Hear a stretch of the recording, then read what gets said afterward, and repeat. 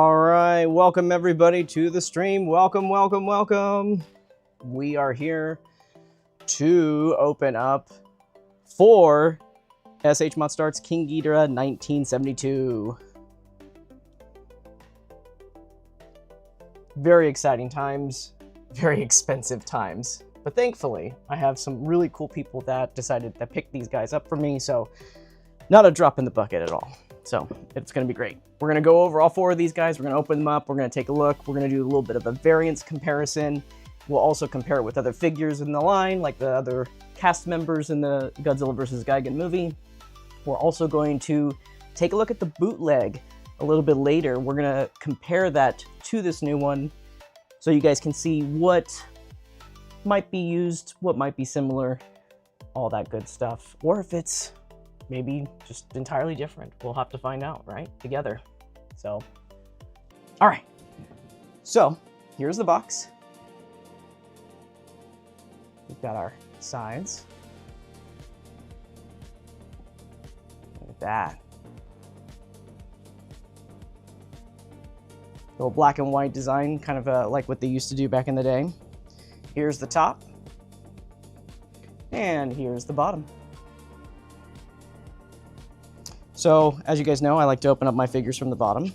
So we already did that a little bit. And the reason for that is because I just like to open from the bottom. And if I ever stack the figures in the first place, they'll look better that way with the cut not being on the top. But we also have a little manual right here. It's upside down. Let me just fix that.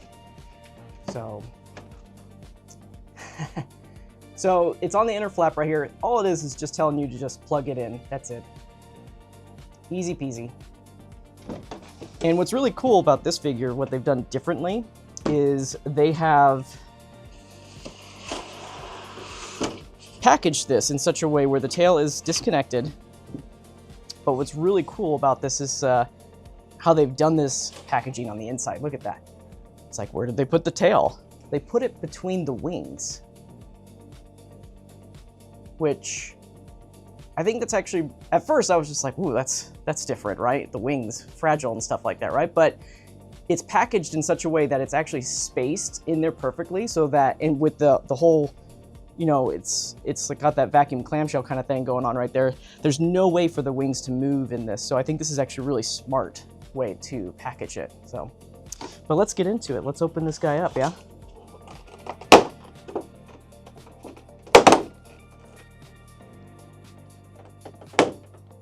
All right.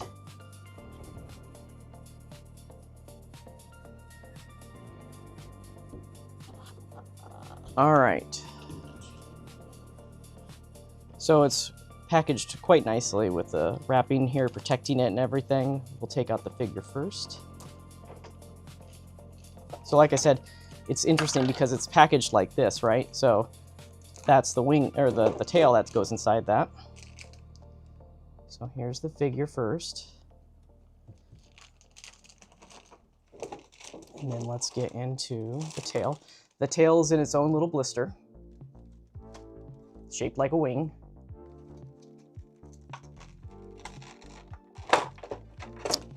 Little plastic on the bottom of it to protect the tails.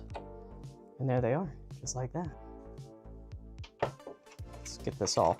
Oh man, we're gonna have to do 3 more of this. A lot more to do.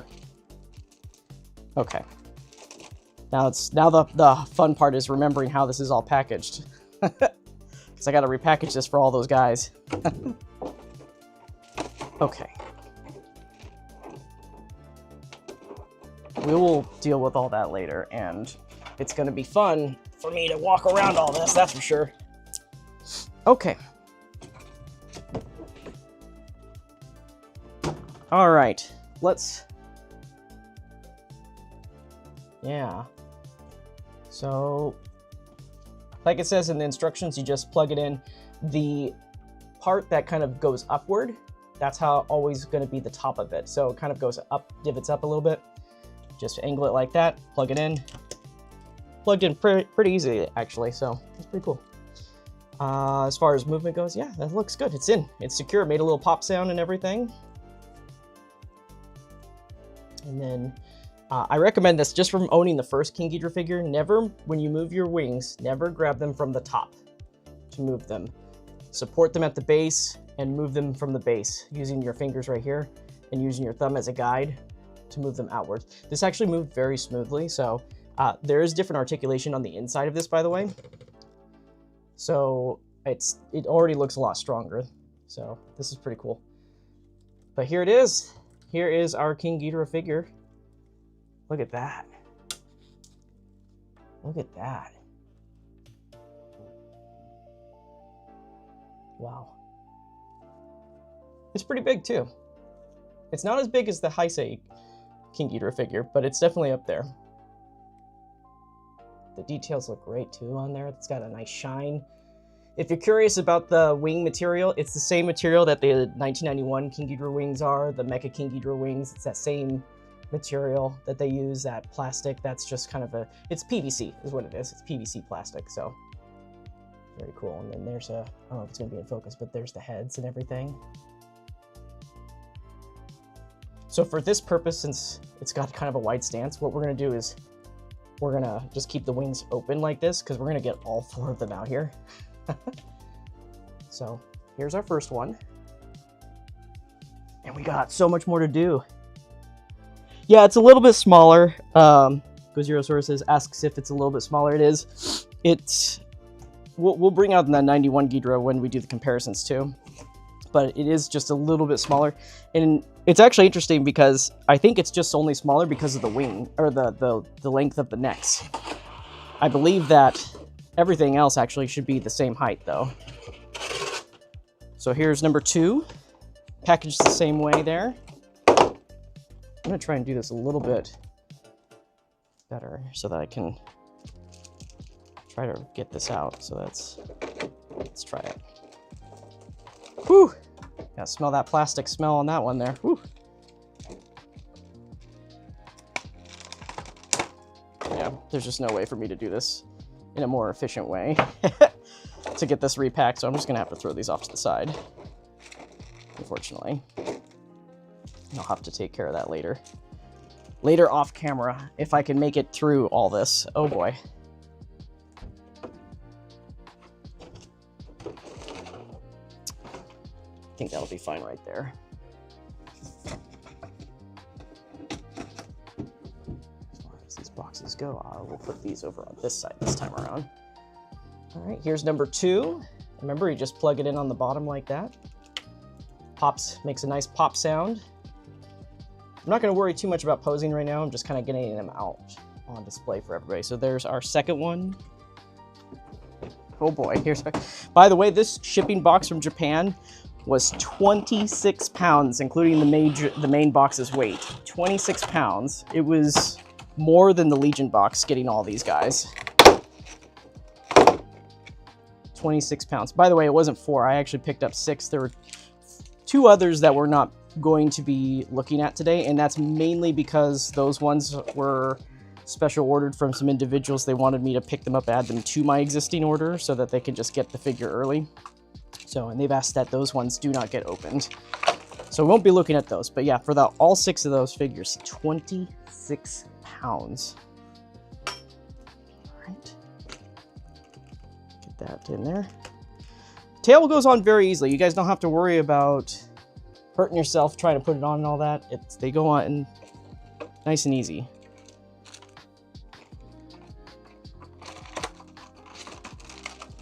Goodness gracious. Did I open this up upside down? I did. Yeah, the packaging is, it's quite unique.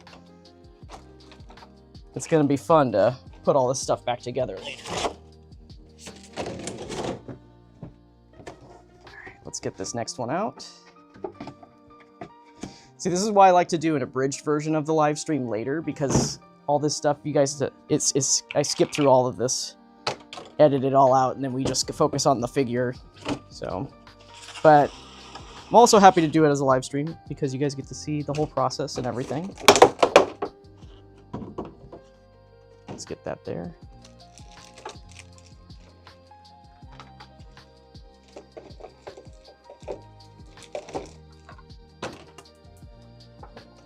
Okay, and then the legs, the tail. Yeah, there's a lot of packing material in this. If you guys ever decide to resell this figure in the future, make sure you take pictures of it before you take it out so that you can see how it goes all back in here, because it's definitely a complicated, a little bit more complex than your standard Godzilla figure. So just make sure you get that all recorded and whatnot if you're going to do that. All right, we'll put this down here. We'll get this box out of the way. Okay, perfect. Okay, so here we are with all four. I will do some repositioning once when I get in front of the camera over there. But for now, just for purposes, yeah. So, I'm looking at a mirrored image, so the direction I'm going is the opposite direction. Screws with the mind. All right, there we go. There we go, guys. All four of them in the shot. Wow. I'm gonna go on the other side now, and we'll take a closer look.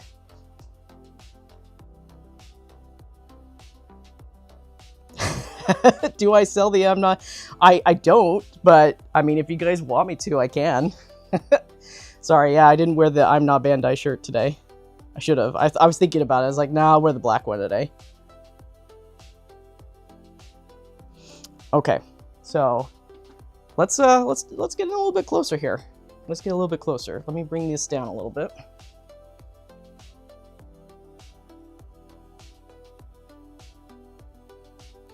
Well, there's all four of those guys.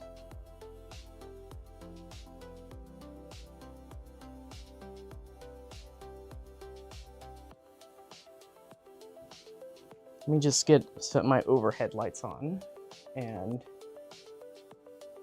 it'll add a little extra shine to everything.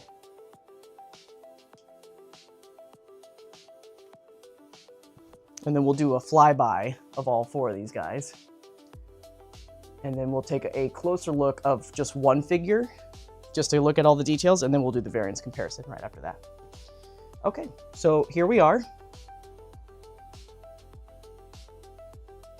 Look at that. Goofy.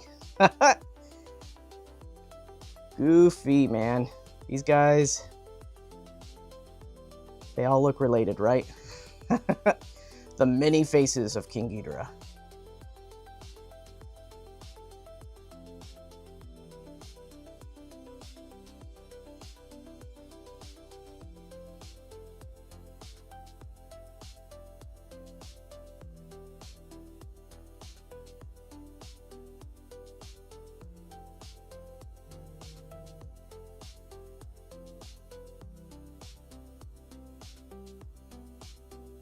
The detailing on these are just incredible.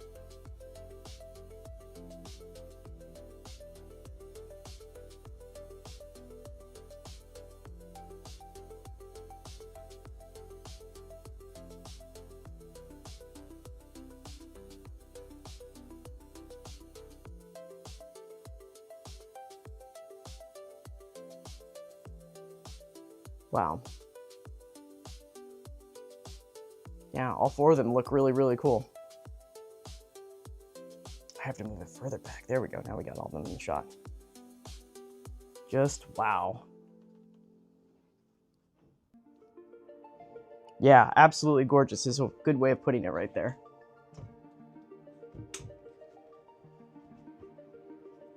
"12 heads should be able to solve things." Made a joke earlier, like we got 12 dragon heads right here, right? So sell them on the black market, get some coin.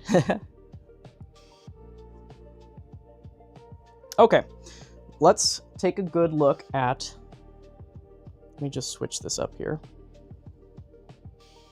Okay, let's go ahead and just look at one figure for now. So I'm gonna move these guys off to the set. And we'll look at just one for now. And then we'll look at all the details of all the rest of them.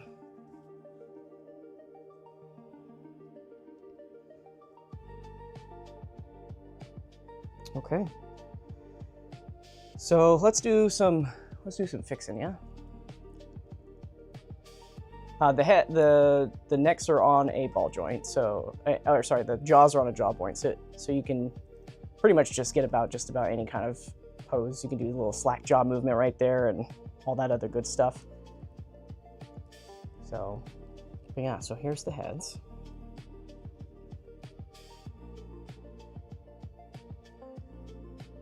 Eyes look good.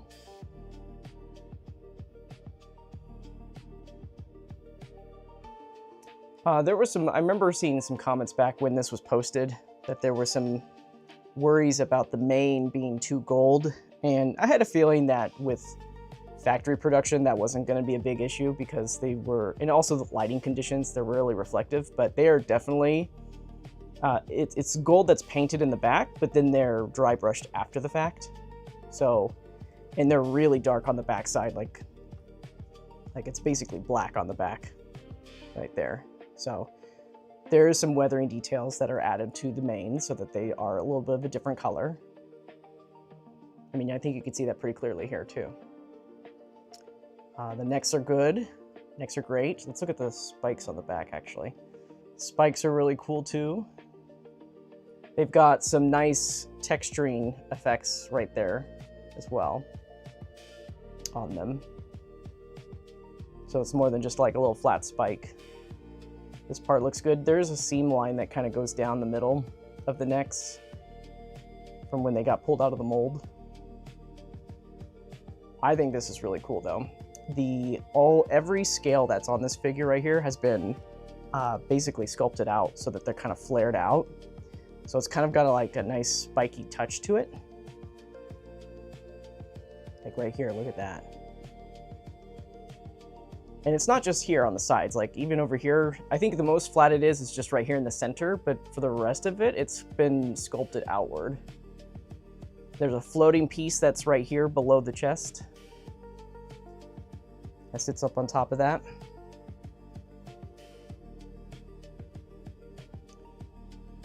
Look at that.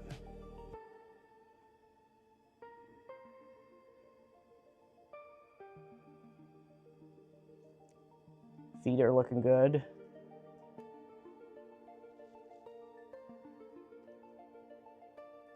Feel pigeon-toed. Let's fix that. So,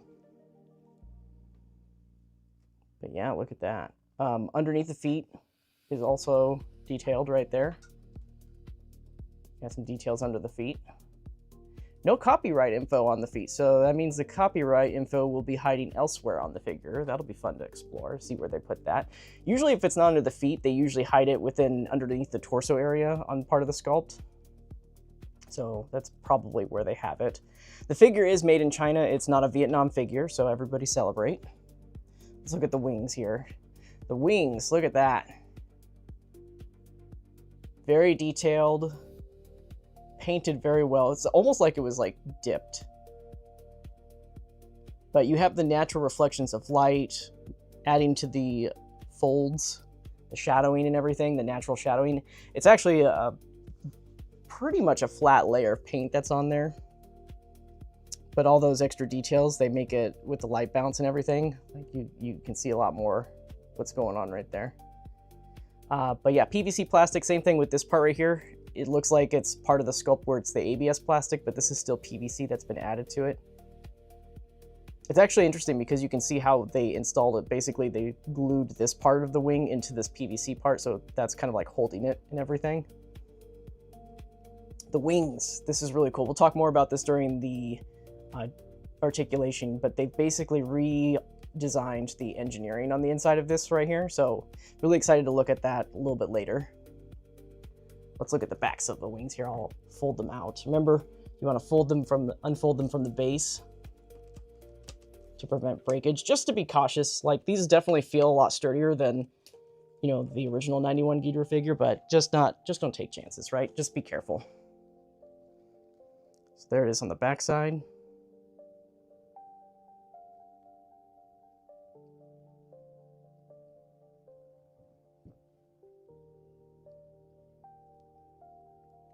Now these wings are also, it's kind of interesting.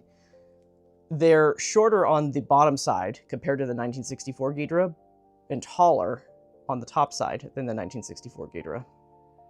But the overall wing lengths comparatively, though, goes to the 64 Ghidorah. That is the larger wing compared to all that. So here's the main part of the back of the figure, though.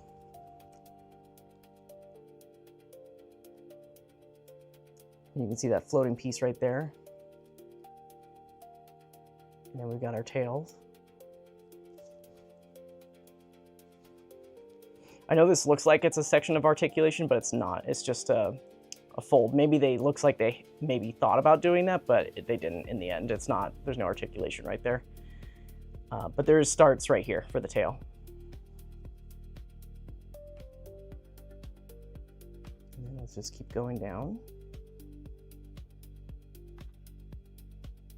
to the tips.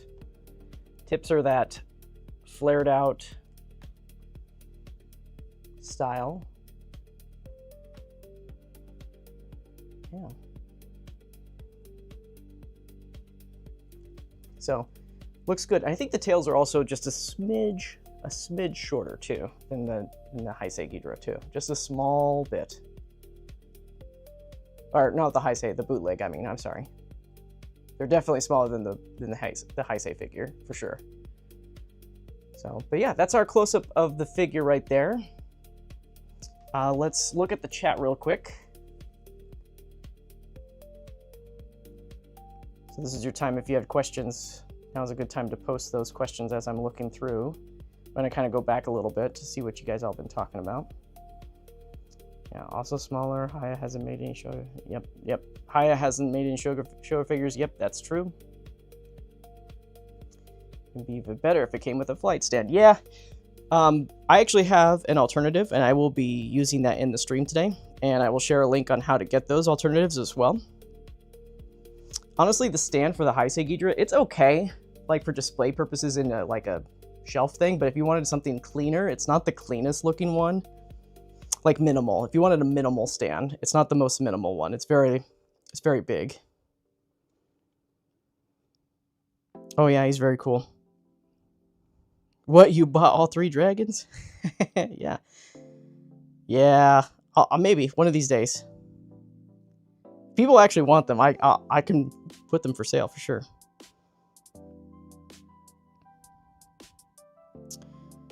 Currently working on a custom stand with Shinden and Legos, and somehow it has more articulation than actual Tamashii stands, and I'm using... Okay, interesting. Let's see here. I'm wondering if the 91 head sculpts can fit this one. Probably not.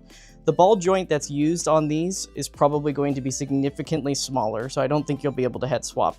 The head, the ball joint on the Heisei figures are quite big. Love these little creatures. Hey, Josh, welcome, man. Gorgeous, yes. 12 heads should be able to solve things. Which one is Kevin? Kevin's a legendary figure. The middle head eye is probably not on eye socket. Mine has same issues. We'll take a... I mean, let's see here. Let me look at that middle head. I mean, they look pretty okay to me. Maybe like a little bit. It's kind of hard to tell, but for me, it does look okay on my middle head.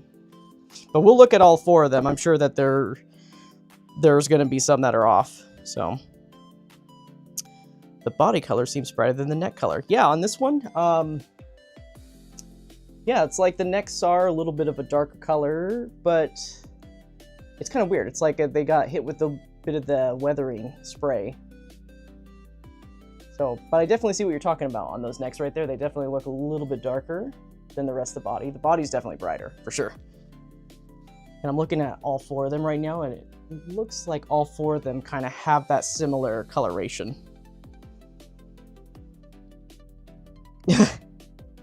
Like looking for 6. Oh boy. Let's see here. I need to buy so many discontinued MonsterArts figures. It's not even funny. Oh, I feel sorry for you, man. Playing catch up in this line is not the most fun experience. Absolutely. Okay.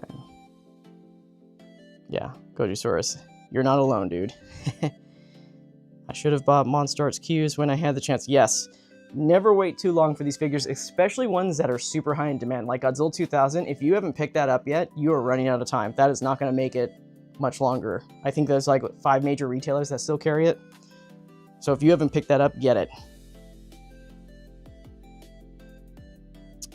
When it comes to what I said earlier about the length, I haven't looked at it 100% just yet, but it does look like there are it's smaller by parts, not by section lengths.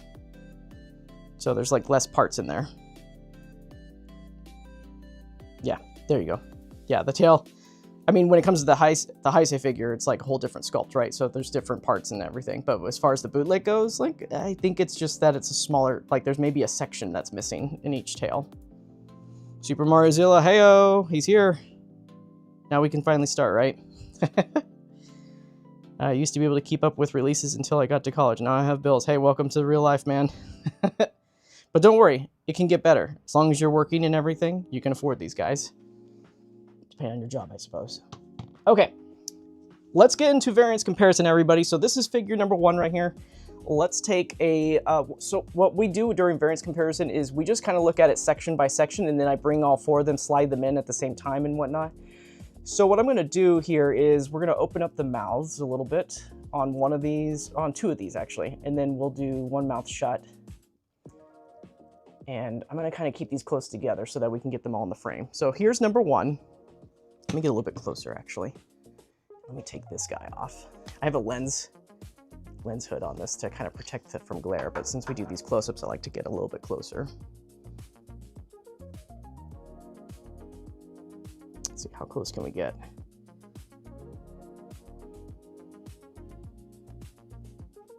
Okay, perfect. There's our focus point right there. Okay, so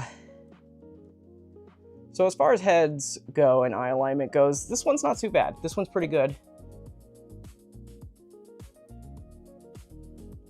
You know, it just depends on how you have it posed, I suppose, but that doesn't look bad. This one's got a little bit of lazy eye in here, but you know what? It's not so bad considering this is like a googly moogly design of Ghidorah in the first place, right? So, but that's not too bad. That's not too bad. The mains, though, you can see that they are a darker coloration, much darker coloration than Solicitation for sure. I really think it had to do with lighting, but also factory. They definitely made this a lot darker on the sides right there. The horns right here, there's a little bit of that wash that kind of goes in the back of it, the tips of the horns right there, so it's not just the same coloration. As far as the mouth goes, you know, you've got that red on the inside. The teeth are kind of like a beige color. It's kind of interesting. They're not necessarily white. I do like that they are sharp though, for as small as they are. The tail, or not the tail, sorry, the tongue is also on a ball joint as well, so you can rotate it left or right. I don't think you can lift it up though that well. Yeah, because it's so thin and everything, it just lifts up the jaw when you do it. I'm sure if you had tweezers you could handle that, but teeth paint looks good though. Yeah, I'm not seeing any globs or anything like that. It looks pretty clean. Each one is individually painted right there. A little bit messy towards the back of this mouth right here. Then let's look at the necks really quick too. We'll get that covered in this. Yeah, so the necks do have a little bit of a darker coloration on the back sides of them. Not so much on the front, but on the back sides of it, you can kind of see it right there. It gets a little dark at the tips towards the back, and the body's definitely brighter.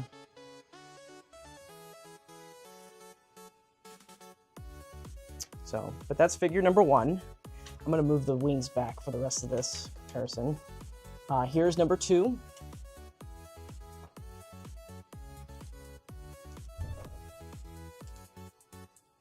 Just open up a mouth here. I really like the details on this too. The whole mouth details looks great. So here's number 2. Come on, focus. Doesn't know what to focus on since there's a lot of depth going on here.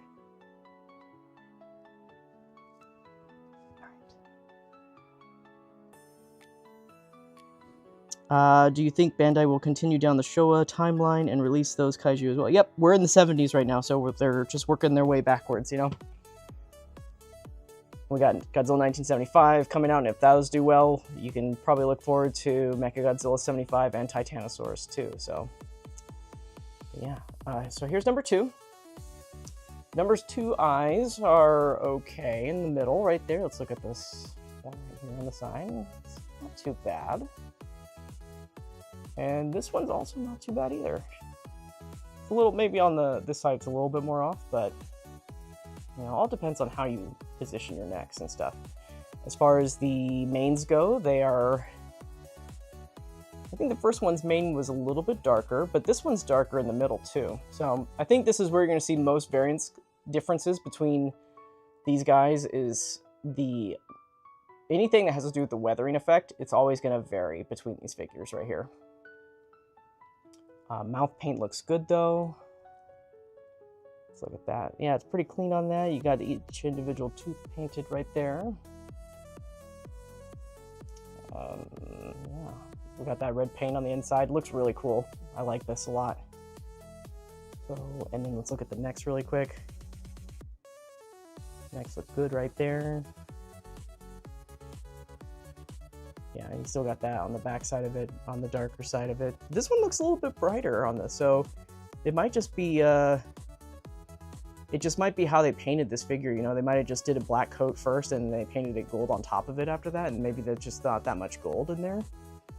It's kind of interesting though. It's only on the necks. I do see what somebody else pointed out right there. It's definitely there on the necks. It's more so on this one. It's more so on the middle neck. Not so much the side necks on this one though.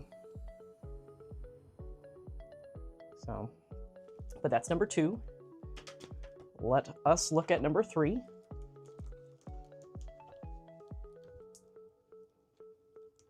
So number 3. I think number 3 might have the darkest manes out of all of them. Yeah, look at that. So far, I think 3's definitely the darkest when it comes to the main colors. A little slack jaw going on right there.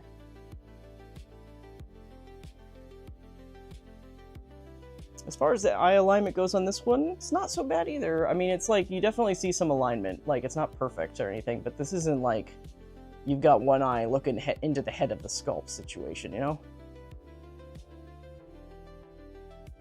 But also, I think for this character, it's just a little bit more forgiving to have a little bit of wonk eye in there, since it was just a big puppet head and everything, right, in the movie. Plus, this is like the weakest, in my opinion, the weakest suit version in the Showa version of King Ghidorah anyways, so it's been beaten to hell on set and everything. Yeah, this thing, actually, I think the figure looks a lot better than the suit did. Because these guys, they don't base it off the suit designs, they base it off of a living, like if it was a living creature. So they take all the suit elements that are kind of frumpy and lumpy, and, or in this case, no muscle tone in the suit, and brought it back. So, but yeah, you can see how it gets a little dark in the middle right there on that one. So it's interesting. You don't see this in a lot of other photos, but under my studio lighting, you definitely see it. Let's look at number 4. Number 4, let's see here. I mean, so far I'm like moving these necks, and I feel like with the Heisei figure, like parts would definitely fall off by now, just by moving the neck sometimes. But this is it's pretty solid actually. So, but let's look at that. Eye alignment on this guy looks okay. You might get a little bit of horn warpage. This one's got a little bit of horn warpage right here. I'll hit this with heat and that'll straighten them out. That's just from being packaged in there, being freshly made out of the factory and everything. So if you ever get these things and they're warped a little bit, just run it under some heat. Hairdryer is good enough. Don't do it with water. I don't believe in the water method, at least for Monster Arts. Yeah, I think the eyes are okay on this one too. Yeah, I think these are okay. The teeth paint on this, yeah, they're pretty good on that one right there. Let's look at this guy. Not bad. Not bad. I think number 4 has the cleanest mouth paint. Yeah, it's definitely got the cleanest. Definitely the cleanest. Mains look good too. They're pretty dark on this one. I think number 3 had the darkest. But yeah, the necks look great. This one's the side necks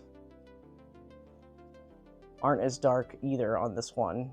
It seems like the middle neck is pretty consistent with being the more darker coloration. It's not shadow, is it? No, it's not shadow. It's definitely darker. So, but other than that, so that's number 4. Look at the chat here. We're gonna go down a little bit. Alright, so since my Bandai has a license, Stranger Things, I'm wondering if I can make a dragon that will, or Mike Drew, would be awesome. Oh yeah, it'd be pretty cool. Stranger Things is on the list of things that they want to do. Western properties are a little tough to sell to the Japanese though, but they are on the list, and if they ever get enough support for that, they will definitely do it. Okay, let's go back to number 1. We're gonna look at chest, torso, not articulation, but the paint jobs on those. Basically what we're looking for here is just inconsistencies. It's a very beautiful gold with a little bit of bronze and black wash in between everything.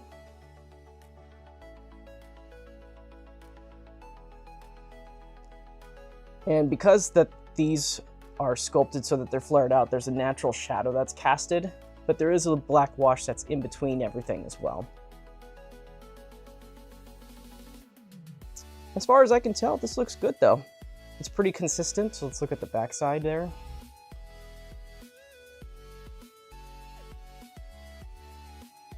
A little bit of a black wash goop on this one right here on the back side,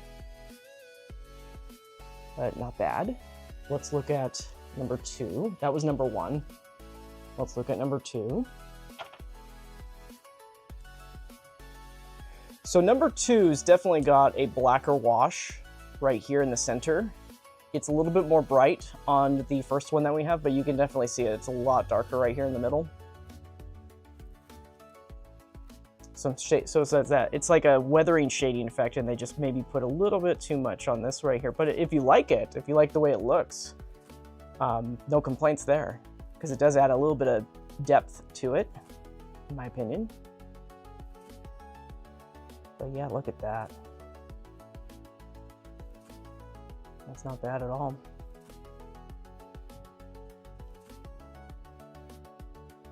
So that was number 2. Let's look at number 3.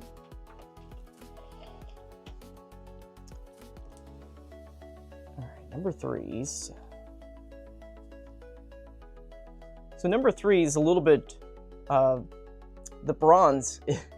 The bronze is a lot more this time around in the center right here. So looks like this is going to be the spot of variance to look for on all these figures. So, you know, the first one was a nice blend of both. The second one was a little bit darker.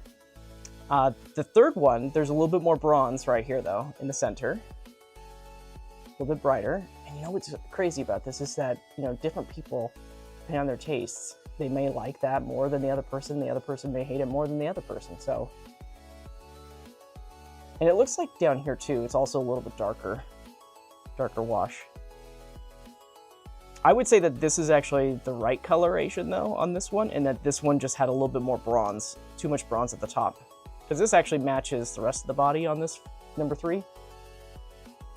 But it's not too jarring or anything like that. Like if you were to take candid photos with any of your cameras and stuff, I don't know if your cameras are gonna pick up on it like my studio lights do. So, but that's number 3. And then let's look at number 4 here.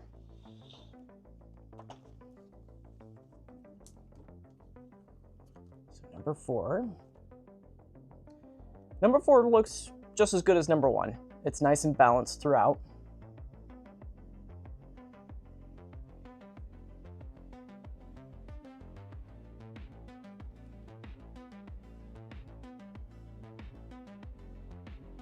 Oh, not bad. No. Oh, you know what? I didn't look at the back of the other ones, but let's look at that really quick. For number 4, yeah, it looks all right. Not bad. So Okay, we'll look at the chat really quick. I'm gonna bring out number 1 again. We're gonna look at the legs and feet this time around. Let me look at the chat real quick there. Let me get this positioned more downward there. All right, chat, what'd you got for me? Okay, not too much has changed. We were talking about Stranger Things. Let's see here. Do you conceive, when Bandai officially do A64, that a Phantom variant could happen? Yeah.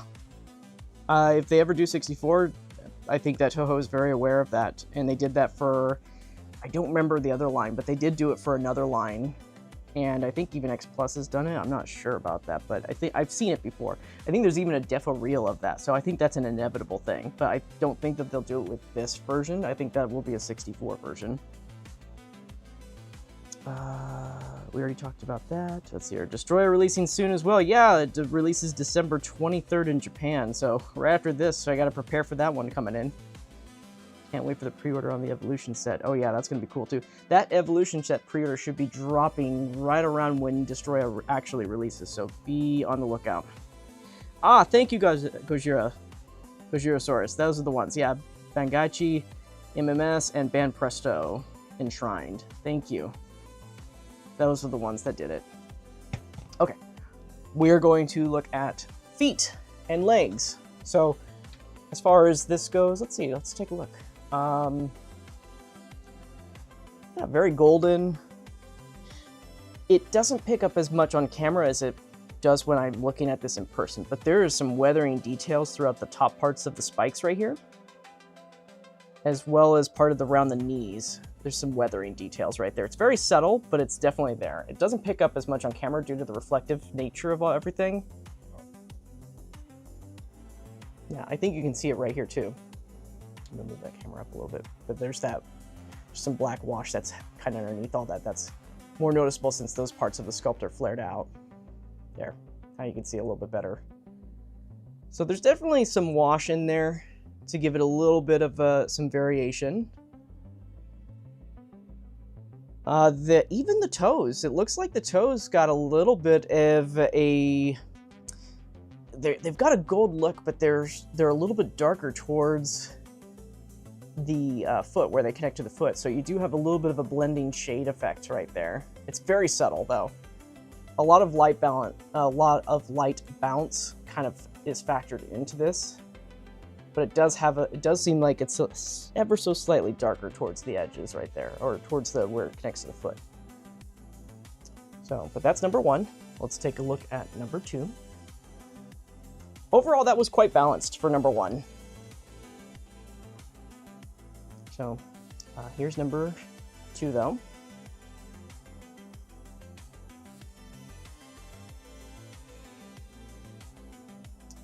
Number 2's leg does look to have a lot more black wash throughout the top part right here, the thigh. It's a little bit more of a darker coloration. The feet look okay though. A little bit of that darker coloration still there around the kneecap. It's got that wash again. I think that this is going to be pretty consistent. This spot right here, it's going to have that wash because of the flare up right there of those scales. This leg looks good. It looks pretty balanced throughout. Feet look good too.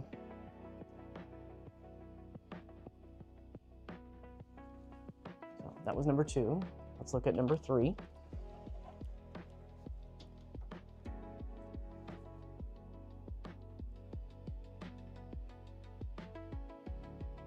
Number 3 is the one that had the darker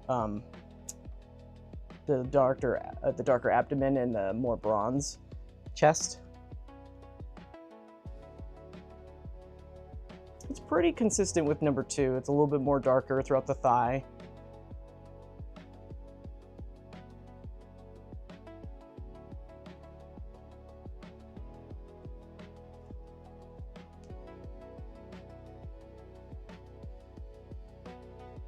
And this leg looks good. You got the wash right there too. As far as the toes go, yeah, they look good too. let's look at number 4, and then we're gonna get to the tails in just a second.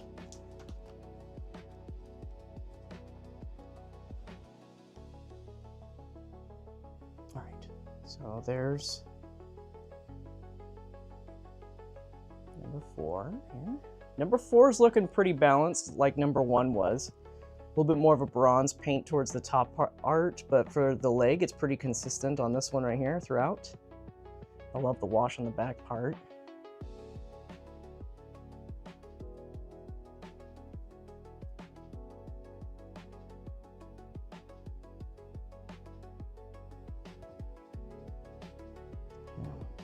It's not bad.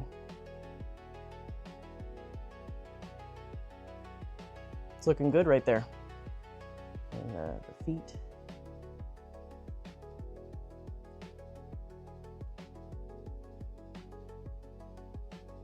Looks good. Okay, let's look at the tail now. We'll look back at the chat after this. Okay, tail. Tail, tail, tail. Oh, and then the wings. We'll look at the wings too, but we'll do the tail since we're already here. Okay, so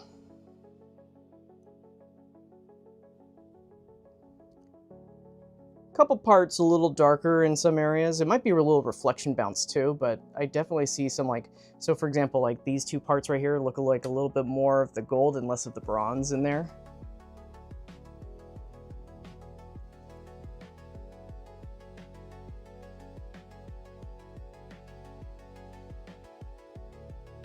And then let me just flip these to the side. You guys can see those.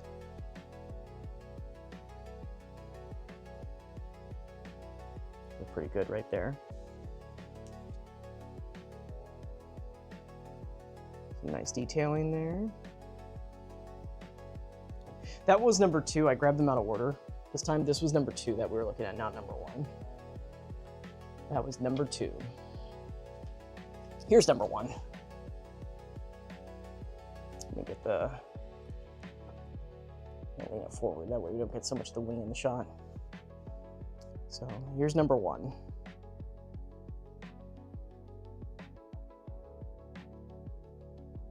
Number 1 looks great. It's consistent all the way through. For the most part, there's like one back here. That one's a little bit more of a brighter color. But this is pretty satisfactory in my opinion. Let's see here, we've got those. Flare tips look good.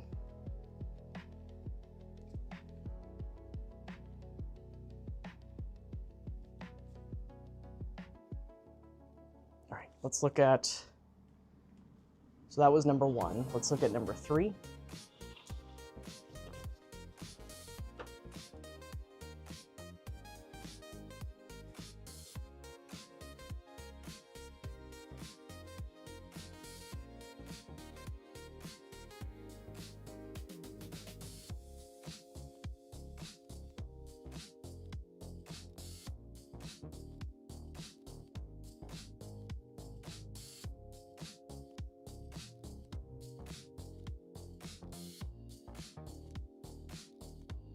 Yeah, number 3 looks good too. I like 3's tails. 3 and 1. 3 and 1, good tail. Now let's look at number 4. All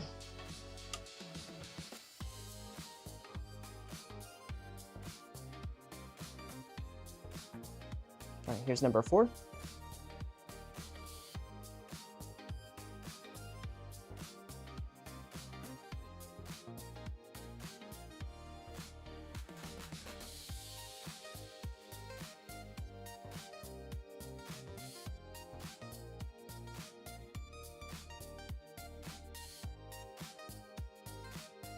Yeah, too close to the camera. There we go.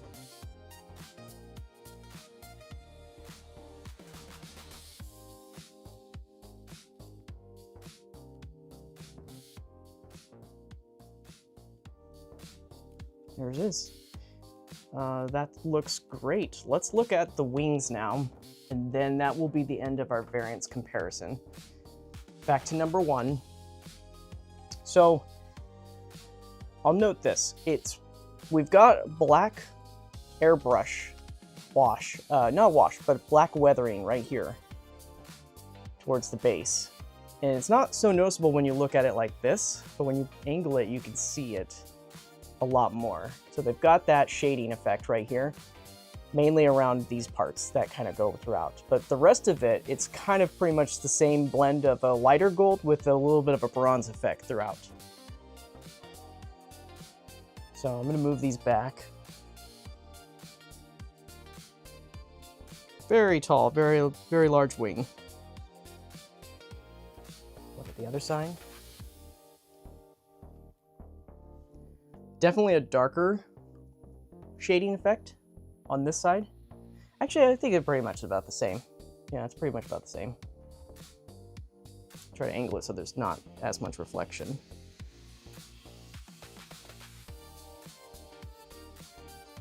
It looks good though.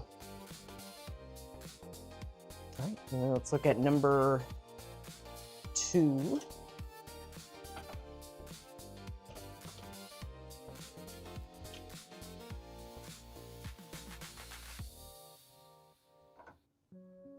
All right, number 2's wing.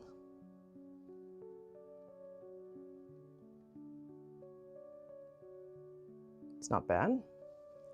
Still got that nice weathering. It's definitely not, it's kind of interesting. There's like that bronze, there's a little bit of a bronze effect, blending effect that kind of goes right here. You can't, I'm not sure if it's really picking up on camera, but I can see it more in person.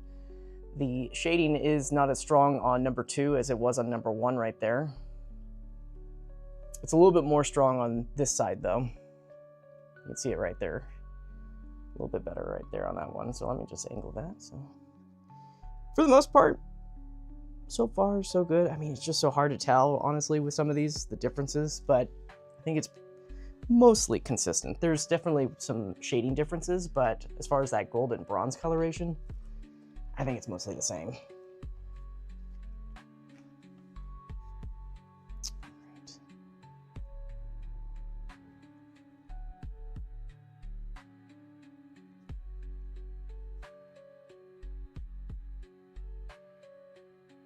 Bad. Let's rotate that around so you guys can try to see that shading a little bit.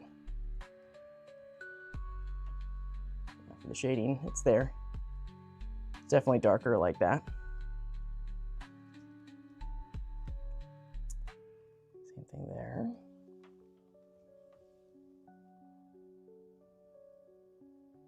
Looks good. And that was number 3. And here's number 4. We'll get the behind the wings too.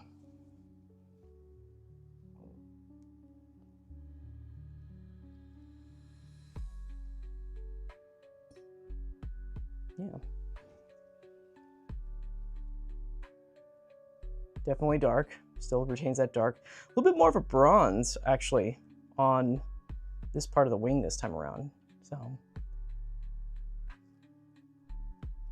yeah, number 4's got a little bit of a bronze on that wing, and then it's a lot more darker on this one. So there's some variance for sure between these 2 wings on number 4 when it comes to the shading effect right there. I think this one's got the darkest shading because normally it's on the inside of here. It's not so much on this. This one's got a little bit of that shading on there. So it's actually the same color as that next that we were looking at.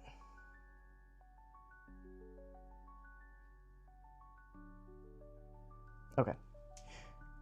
We're going to look at the back side of the wings, and then that'll be it for our variance comparison there.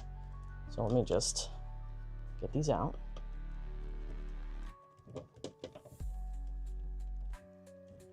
I'm going to angle it so that's kind of looking upwards so that we can get more of the wing in the shot there.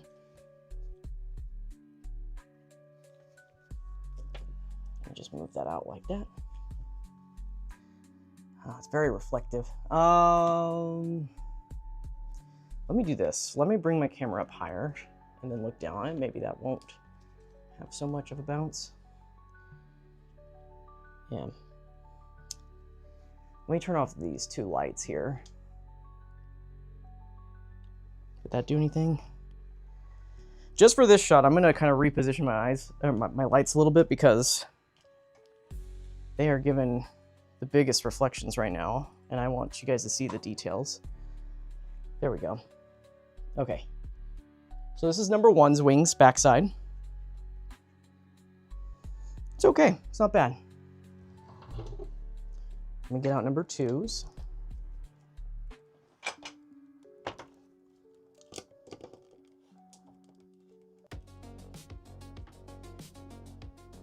Here's number 2.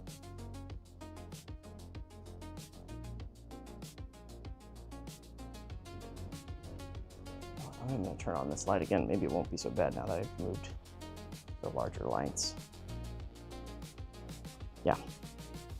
Number 2. It's not so bad. It's not bad at all. Just remember to move it from the sides of the base when you're closing and opening the wings. Number 3.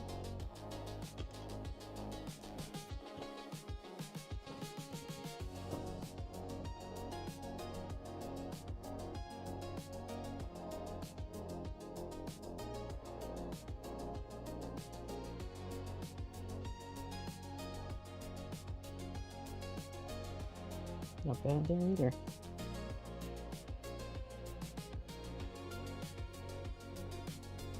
Yeah, the wings are definitely the most reflective parts of this whole figure, for sure. So, and then number 4.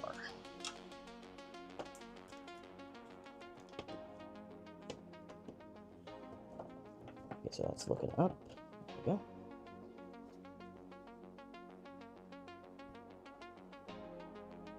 Number 4.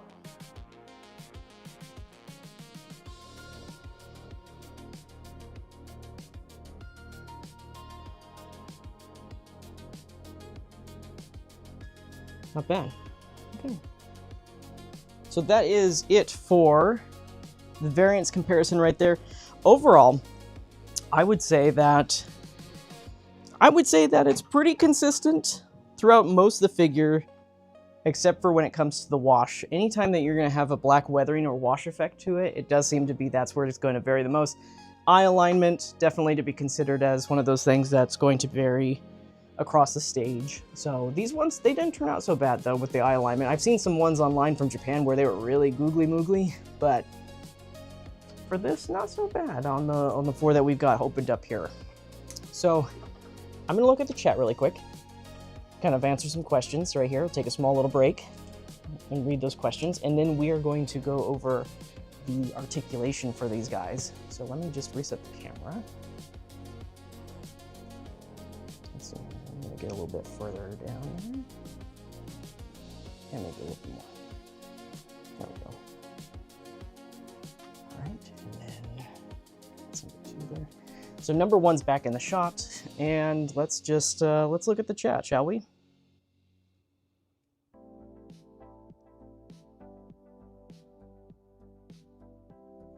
Okay. Oh my goodness. Canuck, here's some money for you to follow. For you to follow.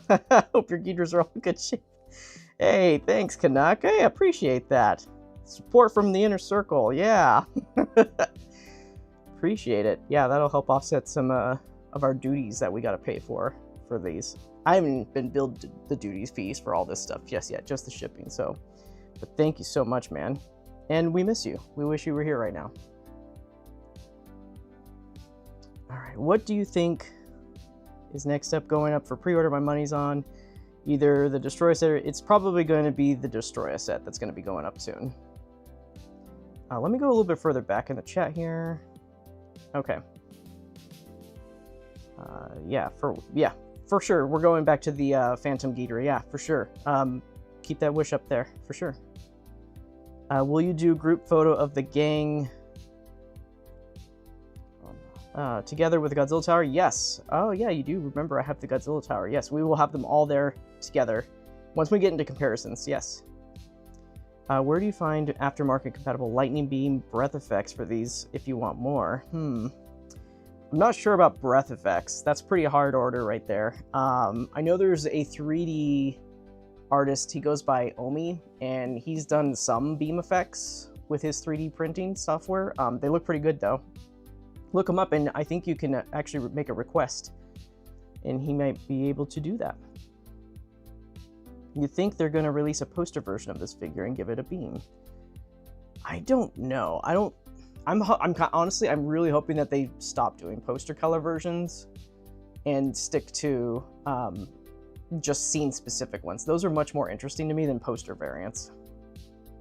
They did a special color version for the 91 Ghidorah, which was based on the poster, and I disliked it so much. The paint job, at least.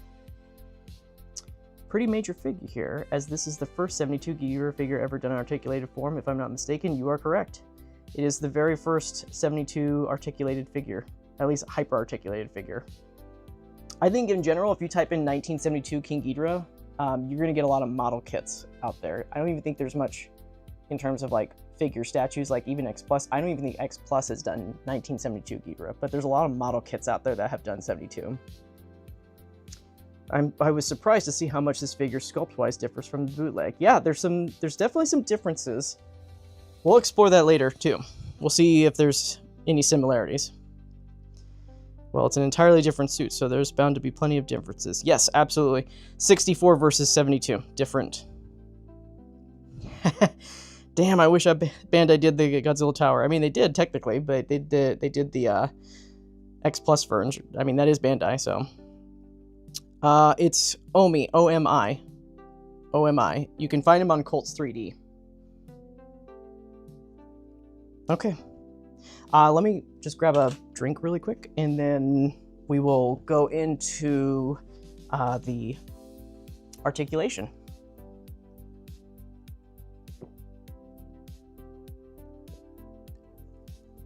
Okay.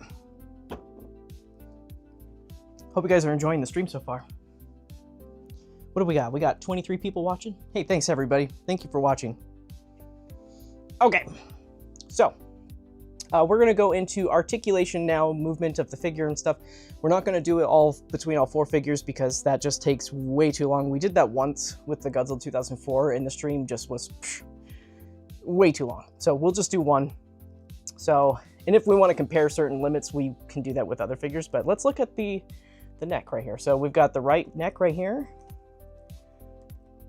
I'm not actually doing this too hard, but there is some significant range. Look at that.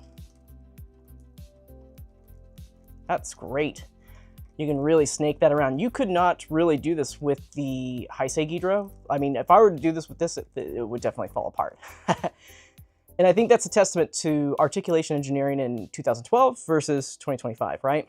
So it's definitely better on that one. Look at that. You can do side to side. I mean, you can make it pretty close. Yeah, it's pretty much touching the chest. It will spring back up a little bit, but look at that. That's crazy. These necks, they move so good. Look at that. You get a nice curve. Very minimal effort. I mean, I'm just doing this all by the head. I'm not even moving the neck for this part right here. It's really, it's very fluid, guys. I mean, this is impressive. For a King Ghidorah head, and it's not popping off. That's crazy. Now, and you know, the head, you can twist it.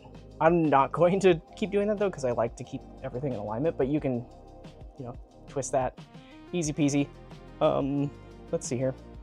Somebody asked if you can swap the head parts. I don't know if I want to pull.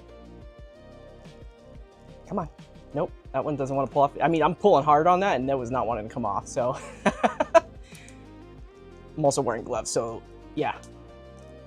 I mean, I just pulled really hard with these on and they weren't coming off, so I don't think you guys got to worry about joint tolerance when it comes to this. Definitely not. Now, here's the big question, right? Oh, look at that. That's so cool. Make it look all the way backwards.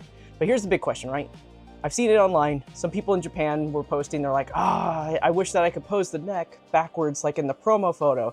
Can it do it? Let's find out. Let's find out. Can we pose these necks so that they go backward? So I'm gonna get over the figure here. This is probably going to have some pop out doing this. So if you guys recall, in the promo photos, yep, there we go. Knew that was gonna happen. So in the promo photos, you know, you can only move the necks, I mean, they can move back for pretty far. So here's what I see a lot in Japan. They're posing it like this, and they're saying, this could be a lot better, right? But I think it can. And if you got a hair dryer, definitely do it. I use a heat gun. Don't do a heat gun unless you know what you're doing, guys. But if you just warm these up, kind of make them a little move a little bit. Doesn't need a long when you got a heat gun. You can probably get these to go pretty far back. So let's see how much we can go now that we heated them up and woke up the joints. Oops, went a little too far. 1 second, the wing is in the way. That's a problem when you heat it up like that. Then you run the risk of them being really loose, right? Let's get this in there. I'm pretty sure that I can get this to move all the way back, though. Ah! Darn it, I woke it up too much. There we go. Nice snap-on. Oh, no! Okay, let's try it again. I'm gonna start with these guys first. Let's see if we can get it further back.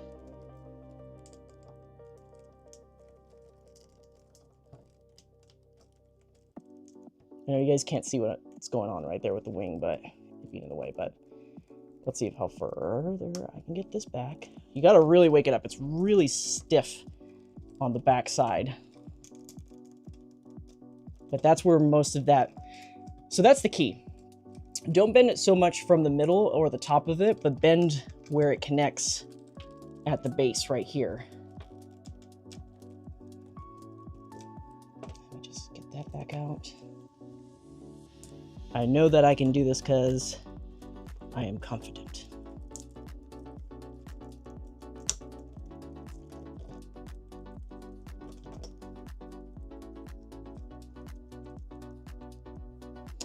This one is a little bit more stiff, so I'm going to hit it one more time with the heat gun. A little stiff at the bottom.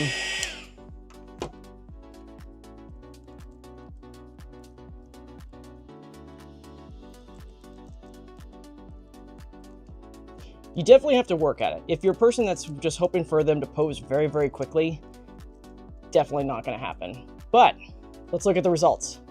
Look at that. There you go, everybody. Can they move further back? That is pretty darn far back. You got to heat them up. Move it more from the base of the neck right here to lean backward. That's the key. If you just move it mostly right here, they were going to pop off like they were doing in the beginning when I was doing that. But that's pretty far back right there. Let me see if I can get that out a little bit more. Yeah. Yeah, for sure.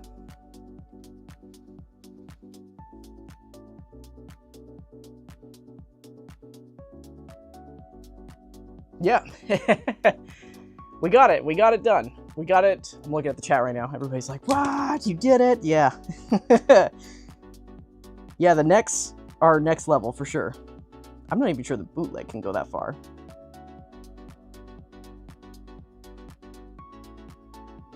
The necks alone, oh my, Daniel says, the necks alone just sold me. The engineering is monumental. Yeah. It's almost like someone who didn't know what they were doing took photos and made people think those necks couldn't go far back. I mean, you know, it's to a degree. I think a lot of folks in Japan just take their photos and post it, but there was some genuine, like, oh, I wish this could do this, but I think people are just too careful sometimes, and you just got to be a little bit more confident, and I think you can pull it off. And if it falls off and breaks off, keep trying again. Can all the jaws open the same amount? We'll explore that in just a minute. We're just looking at the necks right now. So, but yeah, look at that. Gorgeous. All the way back like that. I love it. Okay, so let's go back up here. Don't be surprised if things pop off as I'm trying to get them back into the position. Yeah, look at that. Actually, I'm surprised. I was really expecting things to pop off. because I really had them going. Yeah, so, but yeah, see at the bottom right here, that's the key. That's your key. Moving it at the bottom to make it go further back. If you just keep it lined up forward and you move those neck backwards, it's not going to go that far. And yeah. So as far as the mouth articulation goes, though, yeah, let's look at that. So as mouth goes, it's on a ball joint, like I said. That's pretty far open, actually, for this one. Let's look at the next one. I had to really try for this one to open up. This one opened up very easily. And same thing with this one. This one was a little bit tougher on that. But honestly, these are so floppy, like a softer, or it's just thin plastic. So yeah, and that's as far as they can go open without any heat treatment. Let me see if I can. Yeah, the middle head definitely has the largest natural open gap, but the heads on the right and the left have a little bit more plastic in the way. I'm sure if I heated these guys up, you could get them to open more though. But they do open pretty wide for ball joint. I think if they were opened up any wider too, it looks kind of just funky. Like this one already it's opened up the widest, and I think that kind of looks a little funky in my opinion, but this looks nice. This one looks nice too. Here's a note for everybody too. Each of these heads, they are individually sculpted. So these are not copied and pasted heads that are just, like he didn't just sculpt one head and then they just digitally copied and pasted it. Each of these have different, like the main articulation is different on each one. The sculpted details, they're all different. So each head has its own unique little personality that's been sculpted into here. So, but that is looking like that. Now, I said that I don't know if I have my tweezer out here. Let me see if I have it. I think I do. So, let me just open this up. Okay. So the tongue does look like it's on a little peg, a ball joint peg system.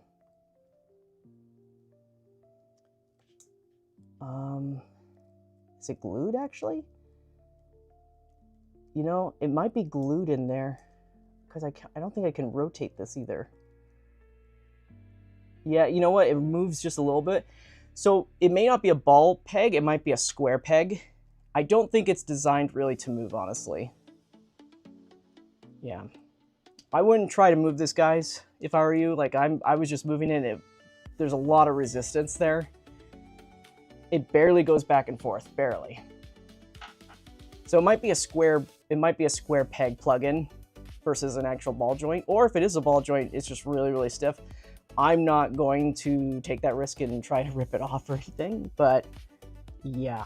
For now, I'm going to go ahead and do some heat treatment on the heads here and see if we can get these other ones open more. Let's see here. You don't want to heat up too long with these kind of things because the teeth are that plastic material, they'll shrink. So just kind of be careful with that. Yeah, so after I heated it up, look at that. You can definitely make them go wider. So if you want them to go wide, just heat it up. They'll go wide. Same thing with this one right here. Look at that. Much more wide, for sure. So yeah, overall, I think this is going to be the highlight of this figure though, is definitely the head articulation. The neck articulation, it's crazy. It's crazy good. Like you can, let's see here. Can we like, uh-oh. Let's see if we can twist these around each other.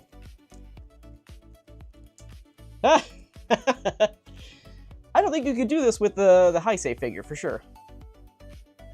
Yeah, you couldn't do that. But there's a lot to be done with this. You can do some really silly and some really cool poses with this for sure. So, but yeah, how many segments are there anyways on this? There are, let's see here, there's one. So we got 1, 2, 3, 4, 5, 6, 7, 8, 9, 10, 11, 12, 13, 14. There are 14 points of articulation in each neck, it looks like. So, yeah. And as you know, in the world of articulation, with cost of manufacturing and assembling, every segment adds money to the cost. So this retailed for $300. You can definitely see that a good chunk of that is just coming from the neck articulation engineering alone. But let's look at, let's see, any other questions about the heads and necks, guys? Let's look at the chat really quick. All right. Ghidorah was blown away. Yeah. Can all the jaw open the same amount? After you do some heat treatment, yes. Many people don't have the courage to try. I don't blame them. You know, if you spend so much money, the last thing you want to do is break your figure, you know? So, but that's why people like me and other people in the review sphere out there do this for you so that you don't have to do it. You know, we take these risks to show you that it's possible. Can he do the sad apologetic press conference pose? I think so. I think I know what you're talking about, but, you know, as far as the necks go, they can, you know, they can look all the way down, you know. I think I remember seeing somebody like you could even pose the necks so that, oops, went a little too far on that one. You can pose the necks so that they are pretty much touching the chest. I'm not going to do it right now since we're going to move into torso articulation, but just know that I believe it's possible where you can have them from, if you remember the scene from Monster Zero, where the necks are just kind of resting on the chest, I believe you can get it to mostly do that. Not resting completely, but where at least the chins are touching the chest right there, you can definitely have that happen. It's here. He looks so derpy. I mean, it is a derpy Ghidorah. Okay. Looks good right there. All right, guys, let's get into the torso articulation now. So the torso is a unique piece. I'm going to bring out these wings back outward again. Don't worry, we'll get into the wings in just a minute. So torso articulation, very interesting. Firstly, I want to just do this. I want to pop it off just so that we can see what's on the inside, right? Before I do that, I do want to point this out. The torso is using the new articulation that was in the new Godzilla 2000 figure. So it can stretch, you see that? So you can bring it out, so it's extendable. It's not as extendable like as Godzilla 2000's is, but you can extend it so that it goes upward and downward a little bit. It's mainly meant for bending though, this bending motion right there. So it can bend, and it only really stops because of the leg. If you didn't have the leg there, it probably could bend even more. But because of that, we've got a decent ab crunch now. See that? You couldn't do this with the Heisei Ghidorah. No way. So you got the floating piece, and then you got that. As far as twisting motion goes, I'm sure if you were to really finagle and force this, you could probably get this to turn around 360, but it just kind of, yep, it goes right about there. So you can really twist that. But I'm pretty sure that if you really tried this, you could get it to go 360. Nope, you can't. As soon as I push this a little bit further, this is going to pop apart, which I might do anyways because I want to open it up. So let's just see. Yep, popped open. So here's the engineering on the inside. It uses the same brand new technology that they're using since, I believe it's Shimo's the one where they kind of went with this direction, but I think, I can't remember who came out first. Furious Rajang also has it too, where it's on a ball joint hinge system, so it can do that. And that's what helps with the ab crunch, is that this piece can move. It's really cool. So let me just move the body right there. Let me do that again. So you see how that moves like that? So it can go upward, and that's where that extendable bit comes from. It's being extended because this piece right here can go up and down. So you get that extension. So that's pretty cool. Then there's the floating piece right here. This is the floating piece. Nothing's on the inside of it. Is there, where do we? I'm seeing if there's the copyright info is on this. It is not. Okay. No copyright info there. Maybe it's on the inside. It is not. This is a mystery. Where did they put the copyright info on this guy? Interesting. Okay, so, well, this is the inside where the wings are. This is where the protective flap goes over on top of that. And you can see for the wing articulation, look at that. So there's a giant golden ring right on the inside right there. And that's what's kind of changed up a little bit. So what's cool about this wing is, so not only can it go, there's a hinge right there, right? There's a hinge part right here where it attaches to this. You can also tilt it upward and downward with that ring there. Because of this piece being in the way, you could probably move it a little bit, but it kind of inhibits that movement. I'd say that if this was missing, this wing would be able to tilt upward and downward a little bit more, but it does have that tilt to it. So you can kind of go in like a little bit of a 360 motion like that. I don't know if you guys can see it that well when I'm doing it. A little bit, not a lot. You could do this with the 91 Ghidorah a lot easier, but again, that system was kind of delicate on the first version of that. This is actually pretty sturdy though. You can make these wings. This is something that they, that's pretty cool. Well, there you go. I think you can see this a little bit better. You can make the wings go straight back though, as far as articulation goes. Like you can make them go as far back like that.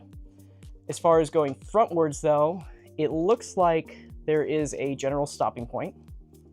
It's about there. So you can't make them go forward. That's where something like bendy wire wings would be really cool, because then you could make it bend forward even more, but that's kind of it. That's as far as it's going to go frontwards. Which isn't bad. It's not the end of the world or anything like that. But if you desired anything beyond that, that's kind of the stopping point. So let me plug this back in. The wings feel good though. Look at that. That's not bad at all. I think having that giant ring in there is also it also helps with stability. So yeah, looking at that. Yeah, as far as tilting goes, yeah, it's pretty minimal. All right, let me plug this back in, and then I gotta swap out a battery. One of my lights just went out. Position this upward. Make sure that this is being put on correctly, right? Yes.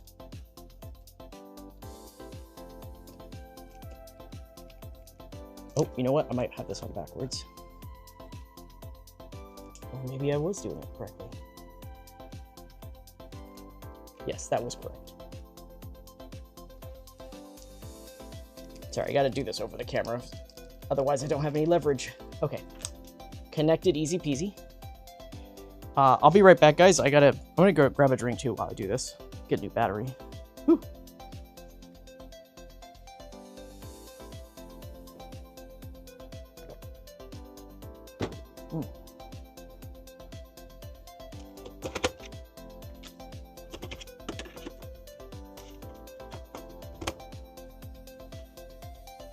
Okay. Let me just get this on here. Swapping out batteries.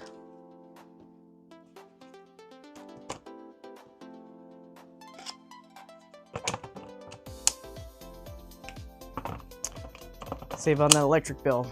Go with the batteries instead of, okay. All right. So, let me look at the chat here.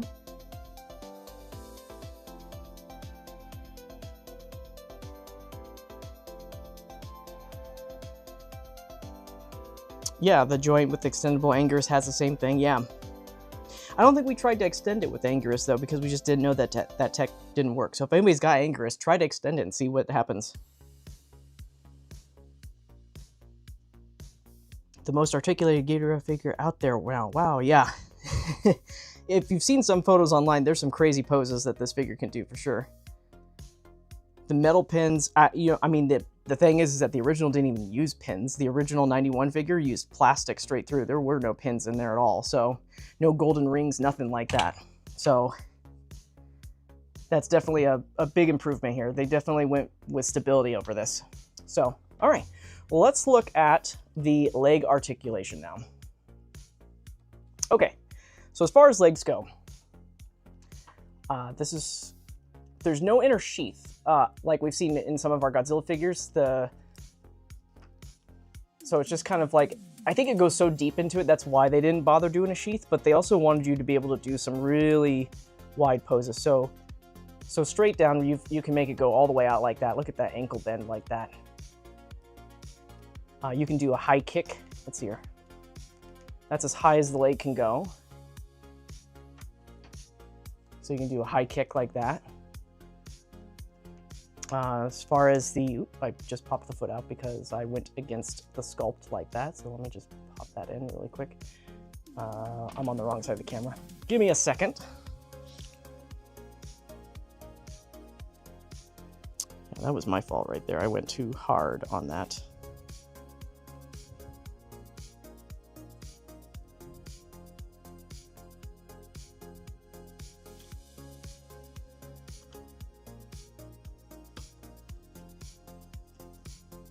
It's interesting. Okay. So I hope I put that on correctly. I didn't really actually take a good look. There's a little bit of an empty space that goes right there, and I think that's because they want you to be able to tilt that foot and that ankle to get more movement out of it. It's a little bit more bend. God, I hope I put that on correctly. Did I do that correctly? Because I didn't really pay attention how it was on there. Yes, I did do that correctly. Okay. I had to look at a different one. Okay. The foot can twist all the way around, which is nice. As far as the knee joint goes, you've got this much bend. Hold that in place right there. It's a little stiff right underneath it. Yeah, not too much movement. In fact, I just popped it out right there, just trying to move that alone. You probably have to wake that up a little bit to do that part.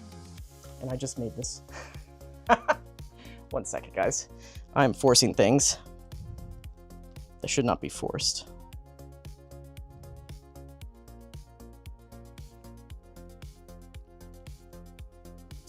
I think that by having the big gap like that, it makes it so that it goes against the sculpt. You just kind of have to be a little careful.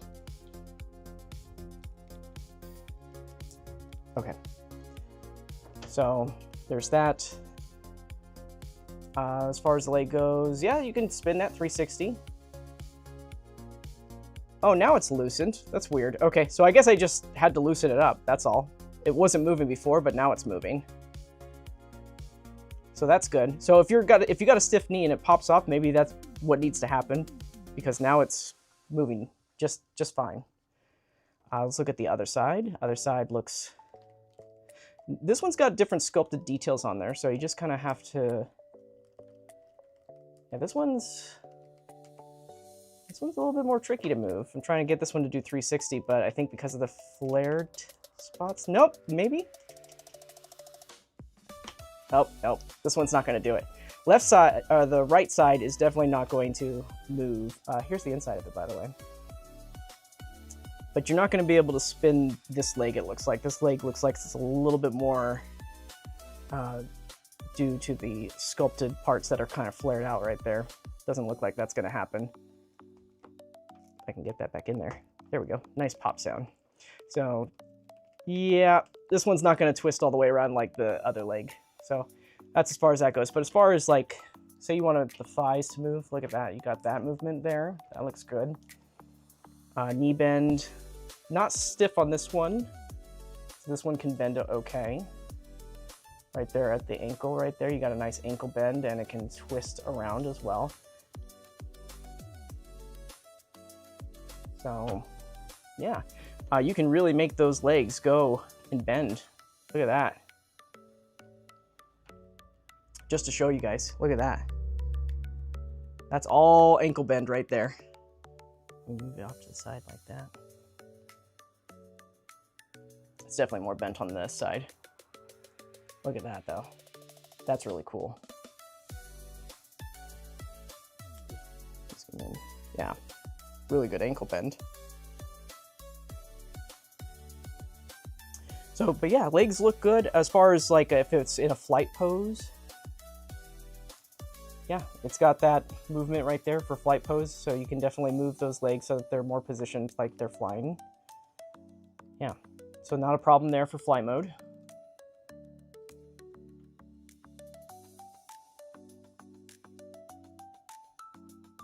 No copyright under the foot. Where the flip is the copyright? You know what? I wonder if it's in the tail. I wonder if it's in the tail. If it's not in the neck and all that stuff, I bet you it's in the tail. I just need to know, where is the copyright info, right? It's not there. Huh, okay. I don't know where it is. That's so weird.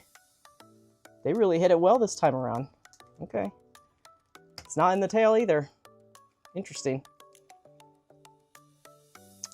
I'm a little, whoever finds the copyright info, whenever you guys get this, let me know, because I'm not seeing it.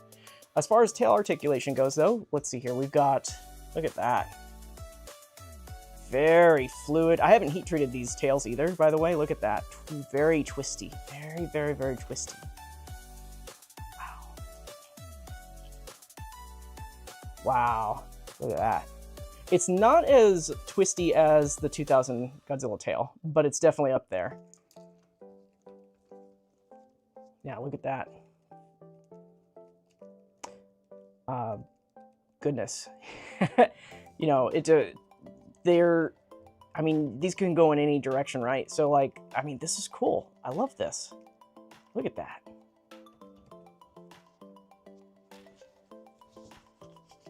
Let's heat treat them. Let's see how far we can push this.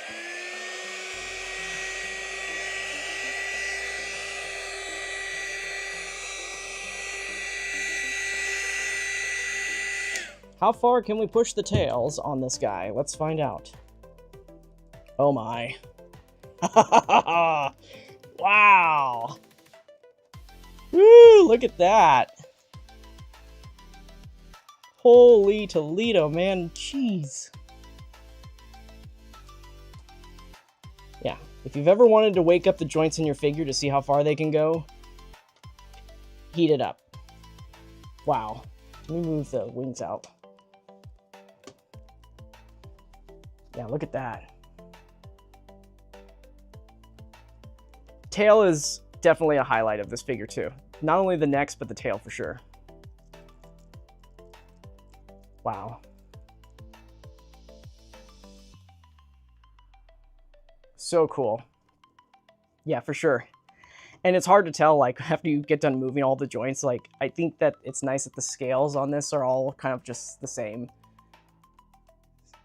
And they're not pre-curved. That's the best part. If they were pre-curved, then you can only pose them in a certain way. But the tail's awesome, guys. Holy smokes.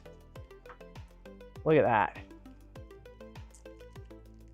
And as far as like downward goes, let's see how far downward we can get this to go. Let's see here.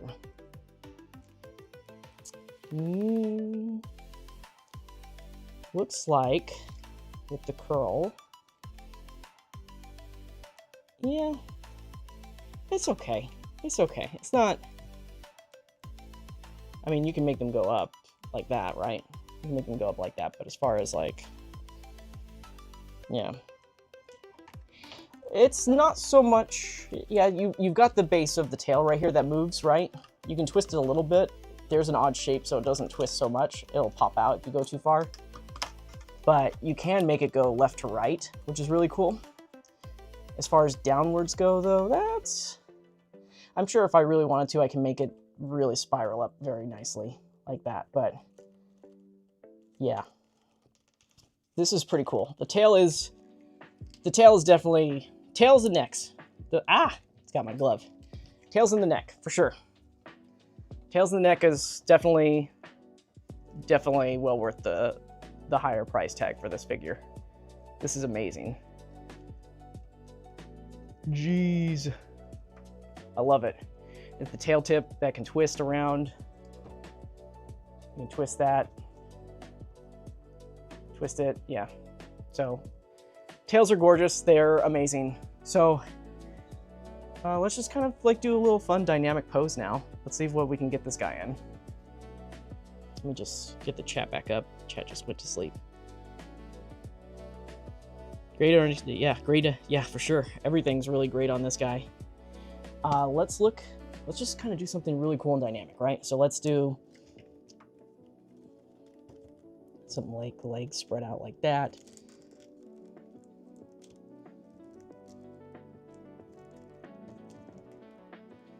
Just kind of thinking off the top of my head right here, what kind of pose we want.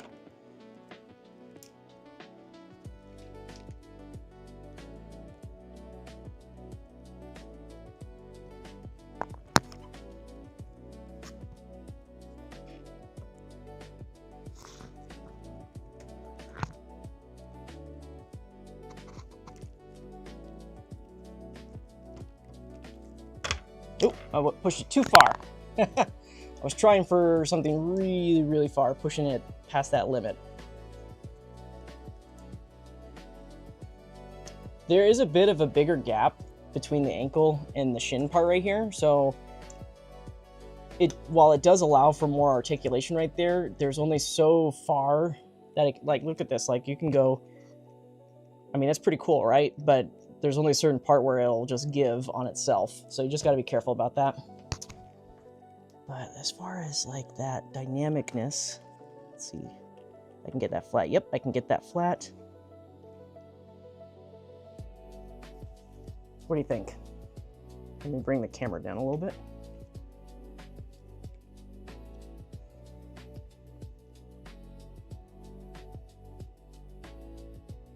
I mean, this is just off the cuff. I'm not really trying to do something spectacular, but got our wings out, kind of punched over and everything. Let's see, I think I can even make it do more of an ab crunch. Yep, definitely more of an ab crunch right there. Let's bring like one tail down. There we go. Put that further back.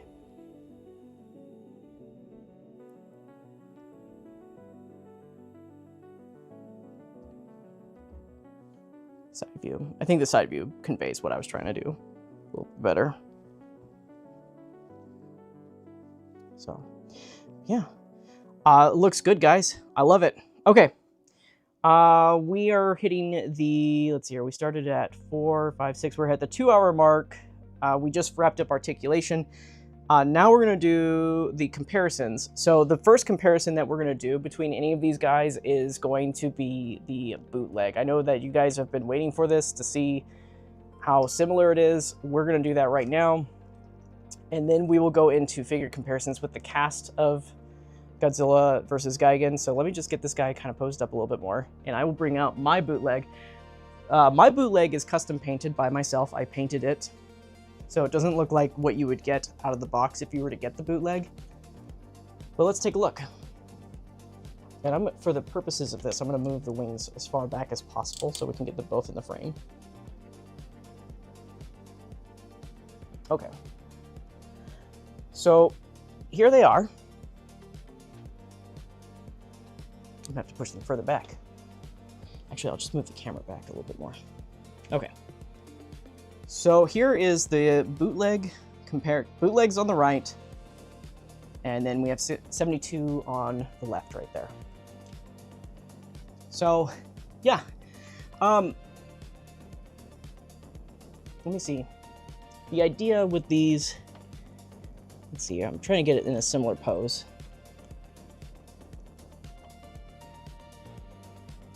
Yeah. Okay.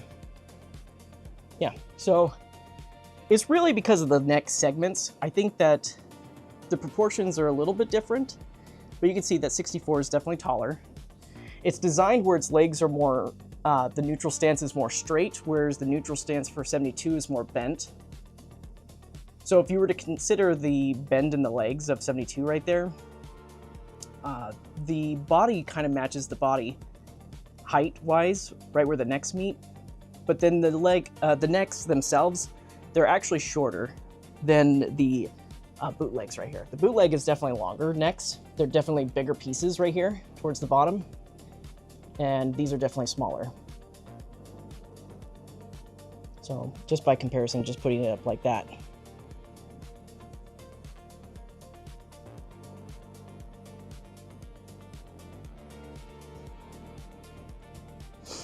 So the big question is 72 Ghidorah a brand new sculpt, or does it use elements of this bootleg? Because here's the thing. you can call it a third-party figure. Just because it didn't actually release from MonsterArts first, it's definitely a Yuji Sakai model of King Ghidorah. And we're talking about the bootleg. The bootleg is definitely 1964 Ghidorah. There's a model kit out there that's basically almost one-to-one with this that he did. And it's not unfounded that sometimes they do 3D scans of these figures and they print them out and then they do additional sculpted details on top of them to make them into the hyper-articulated form. So the theory is that when Legend Creations went and, recasted or stole molds from the King of the Monsters cast, they meant to steal the 2019 Ghidorah, but they accidentally took the 64 Ghidorah instead. So whether it's a recast of that prototype or not, we don't really know, but that is the best logical theory, in my opinion, is that that's what they've done, is that they've took that, because a bootleg company isn't going to go in there. They're not going to cut up a figure. They're not going to add their own articulation. They're about making money for a quick buck, right? And they were also selling it for like, what, I think it was like 70, 60 bucks or something like that. And then once when interest kind of peaked, they kind of raised the price to 90, I think. But there's no way that I will believe that these guys went out of their ways to cut up a model kit and then add their own articulation engineering. It's definitely, to me, a prototype 64 Ghidorah that was taken and they decided to make a figure out of it through their own bootleg means. So that being said, there are elements that are similar to the model kit, like the wings definitely look just like the model kit's wings. But other than that, I'm pretty sure it's a MonsterArts prototype, for sure. So, but now, do they use parts that are similar to this? That being said, now that I've laid that theory out, do they use similar parts? And based off of what I'm seeing right here, there are similarities in some areas and differences in a lot of other areas. Of course, the biggest elephant in the room is the wings, right? The wings are completely brand new on 72. They're not the same. Absolutely not. They're not the same at all. So those are brandly new sculpted. The other part is that's brandly new sculpted is the head and the manes. The head and the manes, the horns, those are both very, very different on these figures, right? They're very differently sculpted. The eyes, the mouth, the thickness of the mouth, the teeth and everything, they're very different. So those are intentionally very different. So if there's any parts that are being reused here, I don't think there are. Now, it does get a little interesting though, because when we look at the necks, remember how I said the necks are longer on this figure and they even are bigger and thicker, right? Well, I think that if you take these two pieces off right here, they actually are very similar in design. The pattern of the spikes and everything, they're very similar.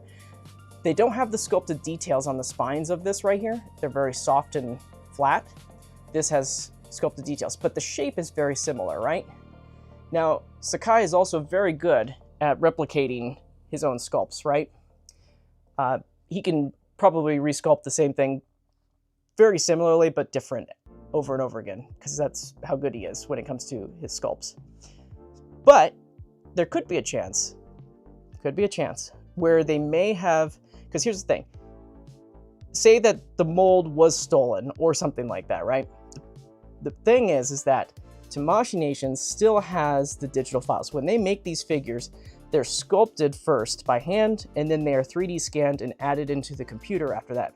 So, with that said, I believe that what may have happened was that they did a 3D print with what they had on their file system, and then what Sakai might have done was that he may have gone in and made adjustments on top of that. So, let's look at another part of this that's a little different, right? Beyond the necks and the heads, obviously the necks are being shorter. If you look at the chest right here, right? Let's look at that. So when it comes to the chest part, right? You've got things like this divot right here. It's not really so much on this one. It's not there. It's pretty much non-existent, but it kind of also looks like it could have been there at the same time, right? This part in the middle, it's not the same at all, right? It's very different. Even the parts at the bottom right here, it's very small, the opening right here, and this is a lot longer across, right? But that doesn't mean that what they could have done was that they printed this out here, and then Yuji Sakai went and sculpted brand new clay parts over on top of this to make it more flared out. Because there is a similarity into this. Each of these scales have a little line that goes down the middle of them, and it's also present on this one too. And some of the arrangement is scarily similar in some spots, right? So for example, this part right here in the middle, they're pretty much identical in how that they're placed like that. Pretty much identical. So this is why I'm thinking that maybe, just maybe, that this is what they've done, is that they 3D printed from what they had, and then they just kind of added new sculpted details on top of it after the fact. And then they've also made adjustments. I've actually taken photos of some of this stuff already before the unboxing here, and I will post them later. But the arrangement of the necks as well are completely different in height and length and everything. This is all brand new compared between these two, and I'll show you guys that later. But as far as these sculpted details, like look at this. This is non-existent on this one right here. But the overall silhouette and the shape, it's pretty much the same. It's not identical, it's just eerily closely similar. Another thing to consider, this one doesn't have a sheath. This one just connects to the main body. This one has a sheath. So this whole part right here, this is all brand new. This whole middle piece, that's the floating piece, does not exist on this one right here. But also this part right here doesn't exist on this one because it's been cut. So really what you're looking at for the bottom part is just this bottom part right here. And the scales are completely different on that. But the shape is eerily similar. The cutout is eerily similar. So there's that to consider as well. Like I said, for the wings, completely different. I mean, you don't even have to talk about that much. It's all the same. As far as the interior parts of this right here, you've got you already saw me take this leg off right here on this one. It has that plastic insert on the leg, but on the leg of the bootleg, it doesn't do that. I don't know if I'm going to take this off right now, but they're pretty on there. I don't know if I could do it right now. Yeah, so here's the inside of the bootleg's leg, right? The whole thing is just solid plastic, right? On the inside, it just kind of goes in. Look at the joint that they use, by the way, for this. It's like kind of like the Haya joints where it's got a little bit of extra plastic on there. So, but that's this joint for that, right? And then for our 72 Ghidorah, when we pop off the leg, it looks like this on the inside. It's kind of similar. It's kind of similar. Like you've got a little bit of the texturing right there, and the texturing's right here on this one too. On that right there. It's kind of similar, but it's not the same. It's similar. So, and then obviously the joint is completely different. Like look how big this joint is compared to the one that's in the bootleg right there. Yeah. Different joint sizes, ball joint sizes. So there's definitely added stuff. And then not only that, but if you look at the legs right here, again, similar, but different. There's elements where like there's a divot right here and the divot's in the same spot on this leg, but the texturing is completely different, right? All flared out and everything. I would say that, but even right here, look at this on the leg right here. The shape of this right here is completely changed on this one right here. These are not the same as this. It's all different. This is all brand new. This whole shin is all brand new from this shin right here. This shin is actually longer than this one right here. This is way shorter than this. So this is all brand new. Top leg part, similar. The kneecap and the shin, it's completely different on 72. And then you can even see that towards the front right there. You can even see that. Yeah, so completely different. Same. And then as far as the feet go, yeah, kind of similar. Yeah, it's kind of similar. I'd say that it's more similar than not, but then on the bottom of the feet, there's no detail. Oops. Just a second. I got a KG that wants to fall over. Anyways. But yeah, no detail on that one. And then on the bottom of the legit one now, 72, there's detail. So there's that to be considered. So again, similar parts, but definitely updated and changed parts. So let me just plug that back in. This one does not want to cooperate as much because it's that plastic material. Oh no, we got a wing that just fell off. Good thing it's the bootleg. Okay, let me get to the tails now.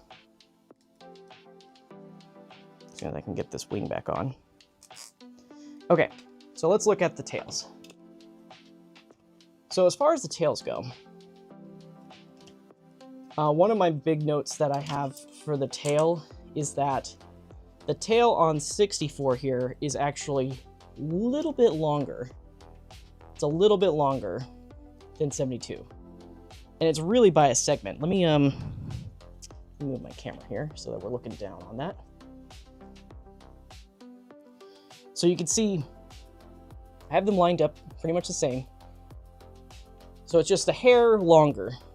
It's a hair longer than the 72 one. So it looks like it's actually a segment. Let's see here. Let me count one. We have 1, 2, 3, 4, 5, 6, 7, 8, 9, 10, 11, 12, 13. And then we have 1, 2, 3, 4, 5, 6, 7, 8, 9, 10, 11, 12, 13. It's 13 too. So maybe it's just the length of the sculpt might be different. 1, 2, 7, 8, 10, 11, 12, 13. Yeah, it's 13. So they're both 13 segments, but for some reason, it's a little bit shorter on this one than it is on this one. So there's that for you right there. As far as the mains go, this is a little fascinating right here. Check this out. So the mains, pretty close to being the same, right? So if I were to wager anything, I would say that this one right here on the left is pretty much the same as this one right here, right? They look pretty identical, pattern-wise and everything. But then it's interesting is that this one right here is completely different from this one right here on the right. It's a whole different mane. But if you look at both of these manes on these two tails, they're both the same. Because it's a bootleg, I'm pretty convinced that they just printed two left tails and then just connected it. Pretty sure that's what happened. But on this one, this pattern right here on this right main tail is not the same as this one. These two are the same. This one looks like it's the same as this one too, but not this one. This one looks completely, it's all brand new. Another thing to consider too, proportion-wise, can't talk. Proportions, look at that. Look at the proportions right here at the base of the tail. It's very small. It's not very small, it's just smaller. But then look how thicker they are right there, right? So this could be a case where they're digitally manipulated in post to make them appear smaller in proportion and maybe shrink in a little bit. So, okay. So let's get to the conclusion of this, right? What do we think? Is it a retool? Is it a retool or is it a brand new sculpt, right? And I think it's a little bit of both. That's my conclusion on this, is that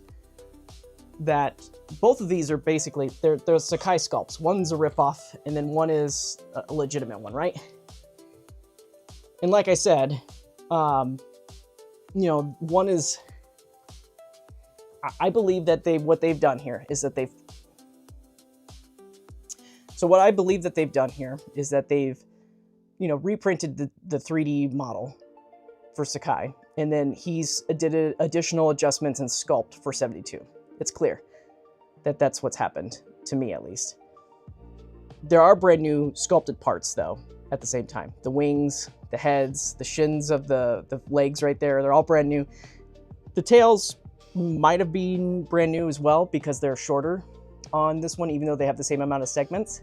And then the middle piece right here too.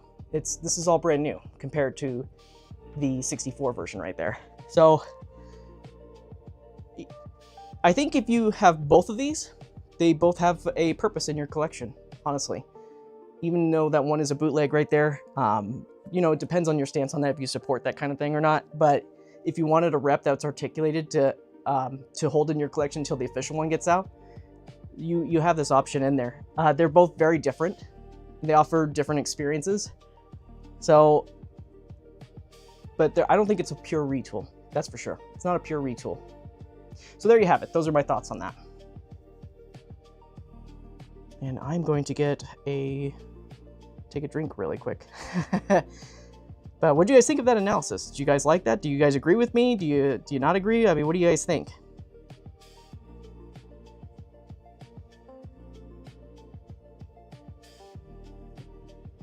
I'm looking at the chat really quick. Daniel says, this is fascinating. This makes me want to take a deep dive into the suits themselves to see the parity and the differences line up like they do here. I think they do. I think they do. They're very different. I mean, if you look at 72, the 72 suit, which is actually the same one that was used in 68, it's emaciated. There's like no muscle tone. I think this is actually, the figure has way more muscle on it and tone than the suit did. The suit was so flat. Let's see here. Alfie, I think it's Alfie, but he wrote, unfortunately, Bandai ultimately abandoned the 64 prototype regardless. I wouldn't say that they've abandoned it. I think that there's just a change in how they're approaching everything, and it's just that they're going from the 70s and moving their way back to the 50s. That's just my opinion, though. I believe the bootleg stole the prototype from the official development stage, not the mold. The internal designs are completely different, only the sculpture are similar. Yeah. I think that when... I mean, you could be right on that, for sure. Yeah, I don't have much to say about that. Is the first time you've come to this conclusion, that it's an official tooling? You know, it's... So, because I'm doing this in person, you know, I was reserving my judgment. Before... I'll tell you this, when I first looked at the photos of the promo that was released for these guys, my gut feeling was that it's a brand new sculpt. There's nothing different, right? But having it in person and then actually comparing parts about it, there's definitely parts that are retooled, but there's also a lot of brand new parts as well. So I definitely did change that. Did a company steal a prototype and build a whole new figure? I mean, that's what I'm thinking. I mean, it's just my opinion on this, but I'm more in the camp of that they meant to steal the 2019 figure and they ended up with this instead. That's my belief.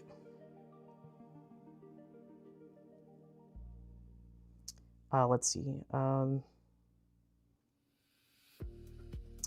Is much of the Boot 64 the same as the Boot 91? So is every part different? No. So the Bootleg 91 is actually a boot of the 64, and they just took parts of the 91 and recasted it. That's what they did for that one. So they recasted the wings and they recasted the necks, or the heads at least, but it uses the 64 body throughout the whole thing, and they changed the tips of the tails. Don't get the 91 bootleg. The 91 bootleg is awful. If you guys go out to get it, it's the 64 body with Heisei heads and tails and neck and wing. It's not good. You can see some major yep, there's definitely differences.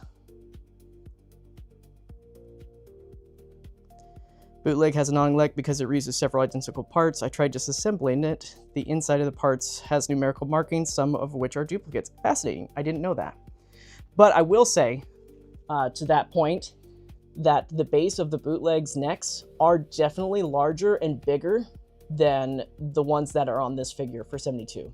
Like, these last two sections right here are much, much bigger. And I don't believe that this company has digital technology to make these bigger, so for sure. That's what I'm going with this one, though, because of these two parts being a lot larger. Everything else and up is very similar, though, to this. But these two pieces, a lot bigger and a lot thicker. Those are whole brand new segments right there. Let's see. Anything else? I'll take that as a compliment since I painted those eyes. Bootleg is a bit floppy. Yeah, I mean, it's honestly, it's not even floppy for me. It's more of it's super stiff, honestly. It legit looks like the model kit. It's pretty close to the model kit. It's pretty close. But I don't believe that they went and, you know, cut it Get 3D scan didn't cut a figure. I don't believe that for one bit. They're about making money, not spending money. Anyways, okay. Let's see here. Would the bootleg be worth attempting to track down at this point? They're pretty sparse from what I've seen nowadays. You know, do what you want to do, honestly.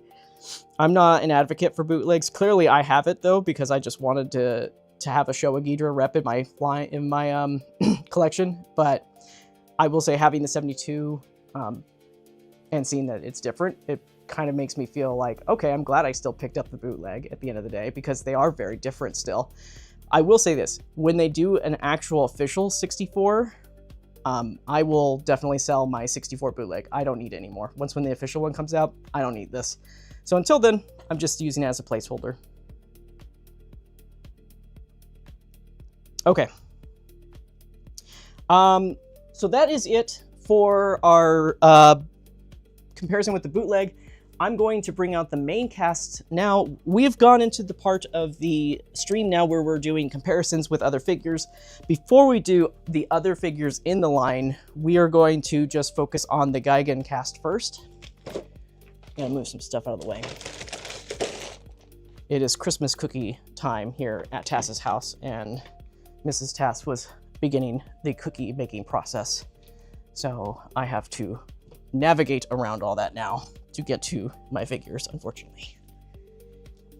Okay, so let's get out the Godzilla vs. Gigan cast here.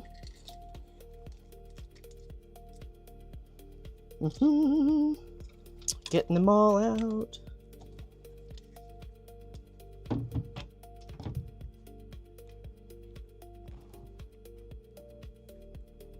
Okay. All right, first up is we've got our Godzilla Tower. We've got King Ghidorah. And then we've got Gigan. And then we've got Anguirus here. Let me just stick this back on.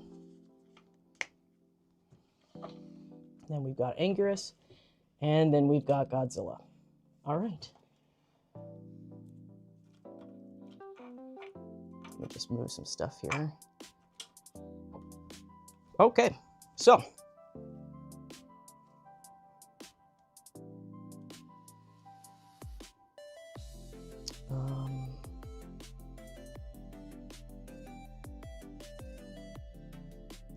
Let me just increase my ISO here for this. Okay. It's pretty far back, so. All right, there's the whole cast, guys. We've got King Ghidorah 1972. We've got Anguirus 1972 right next to him there. And then we've got the Godzilla Tower in the center. Godzilla Tower is by X Plex, Toho Maniacs line, as they call it. But there they all are, the complete cast.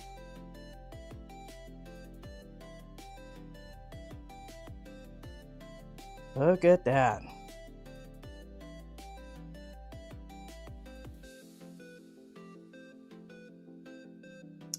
As far as I know, Toho Maniacs, when they do their stuff, it's not a one and done deal, because I believe that they've reprinted their Dr. Serizawa figure.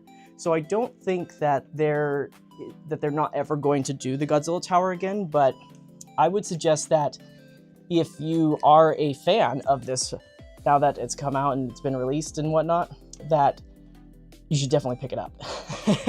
For sure. Don't miss out on it again. It is more expensive than, I mean, you see the aftermarket, it's like $200, $300 now. It's like $80 on release and everything. Rather pay 80 than 300, bro, right? But yeah, there they are.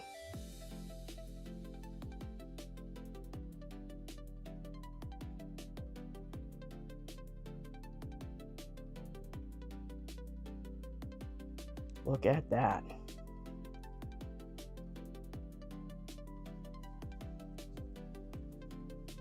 All right, let's look at the chat here.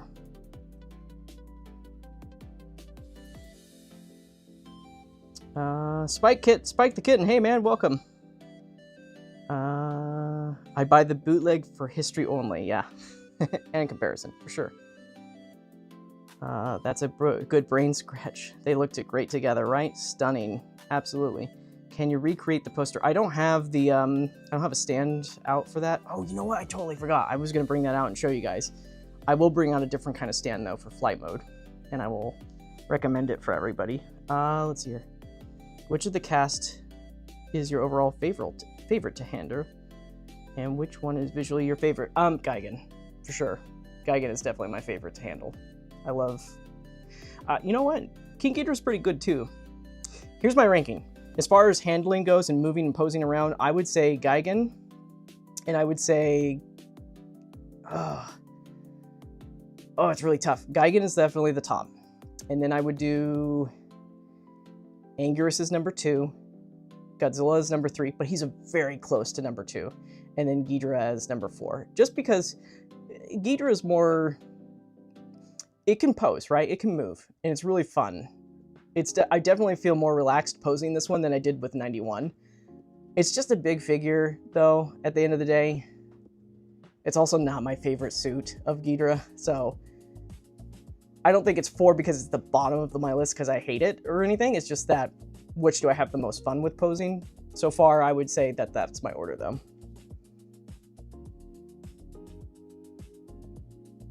In what version, though? Beam version? I don't know. I'm not sure what you mean by that one. Beam version. We're talking about Godzilla Tower? I don't think that they would do a repaint. I think it would just be the regular Godzilla Tower that they would just reissue.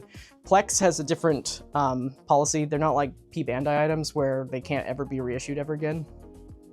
So, but yeah, that's the lineup right there, guys. Let's just do some single comparisons, though. So, we'll start with just the Godzilla Tower, since that's the odd man out here.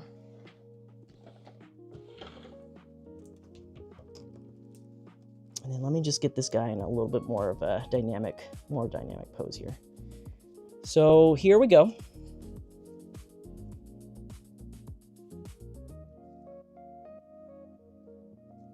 Let me bring my ISO. I had to bring my ISO up because they were further back. So yeah, Godzilla Tower definitely. You know what's funny, in the movie, they used smaller props for King Ghidorah and Gigan to fly around the Godzilla Tower. If they actually used the full suits, they would have been massive, though. So interesting little tidbit right there. This looks good, though. They look good together. Let's look at Godzilla. My Godzilla has been modified, by the way. I modified it so that its mouth can close all the way. It still has its teeth. And in order to do that, you just drill. You drill out the gums. That's all I did, was I drilled it out and then I repainted it. Now the mouth can close all the way. Mostly all the way. It's enough for me. So, but yeah, here's Godzilla.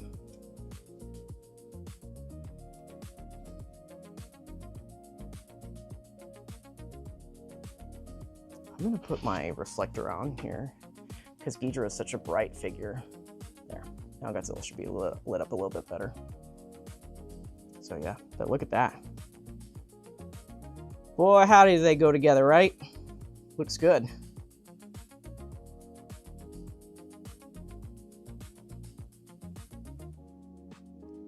I'm gonna take out that reflector because I want to show the wider shot. Doesn't look so good when they're posed up like that. You know what? For curiosity's sake, I'm gonna move this figure out of the way. We'll bend the just for you guys here. I'm going to pose the next back on this guy. This is number 2 I'm doing it with. Let's see if we can do it. I didn't heat treat this, so let's see how far back we can get this.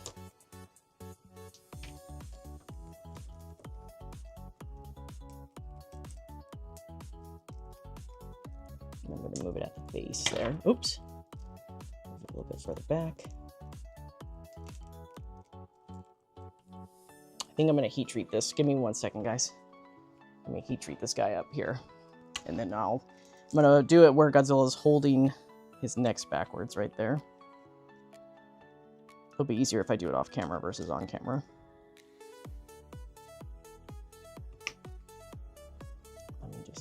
this.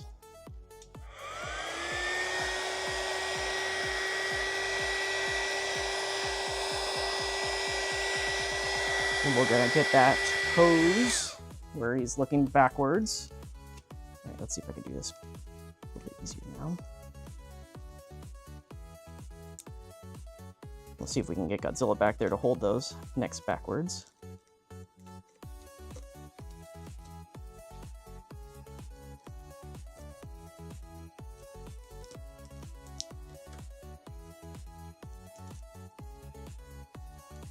I think we'll be able to do it.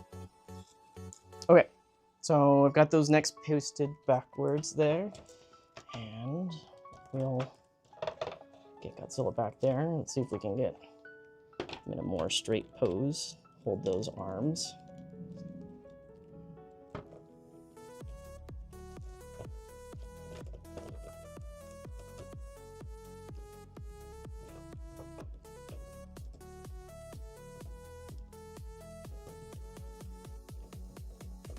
Yeah, part of the issue here is that the bottom of the wings are touching the table there, so I can't bend him further back. But as far as those, let's see if I can get him. Oh no! I lost a neck.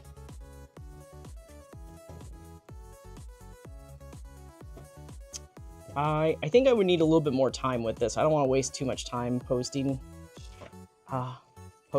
trying to get it to pose, but I would need more time to do this to get it just right. But, you know, I can get him mostly far back like that with number 2.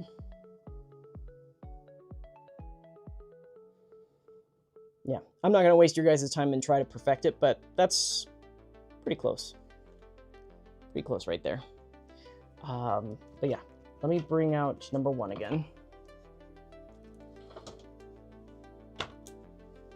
So let's compare with Gigan.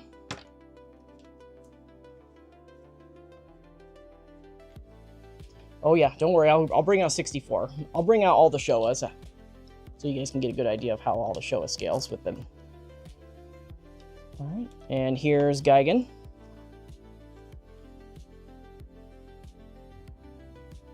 Let me zoom out for you guys there.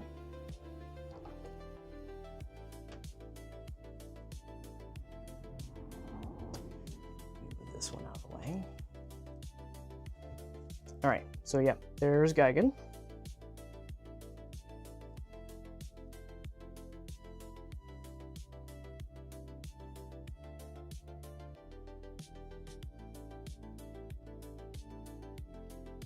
Boy, they look good together too. And then here is Anguirus.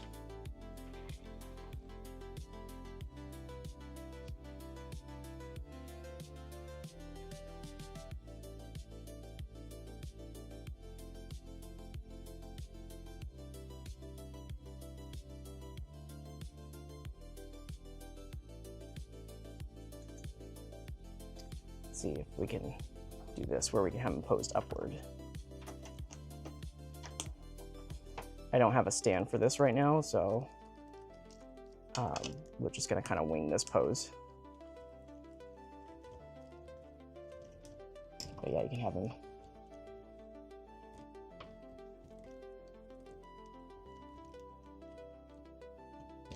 Ah, come on. Gotta believe. Believe in the pose. There it is.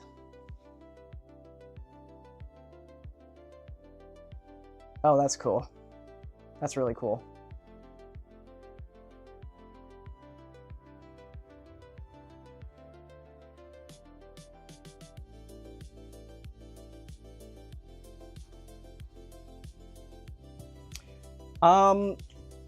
With that being said, I'm going to bring out one last thing before we do other comparisons with other characters, and you guys can request in the chat in just a second.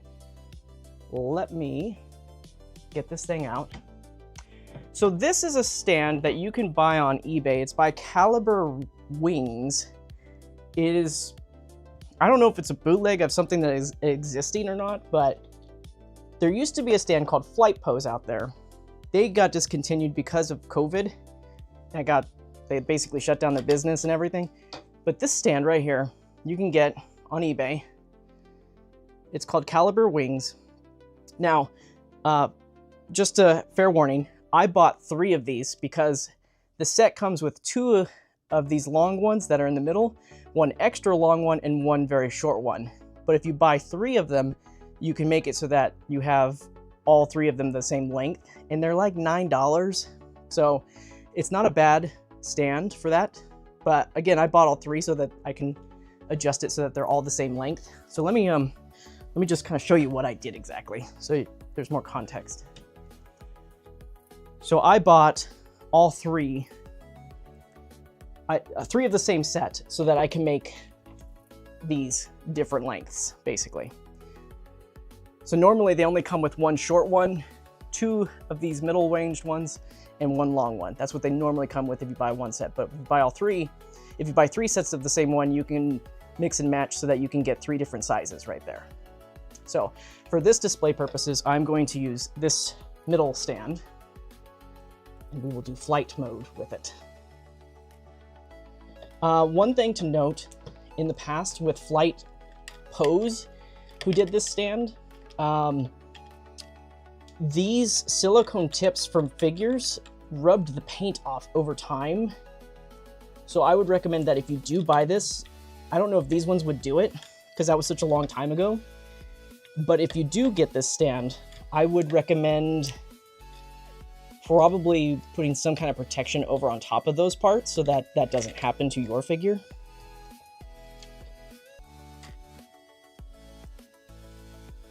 Maybe more like that. And then right here, pose that one like that. And I think that'll be good, yeah. So, I mean, this is just me doing it off the cuff, right? But there you go.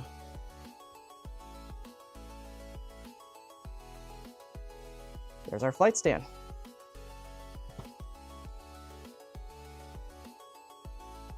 So it's Caliber Wings. I will throw a link to these guys in the chat, as well as the description.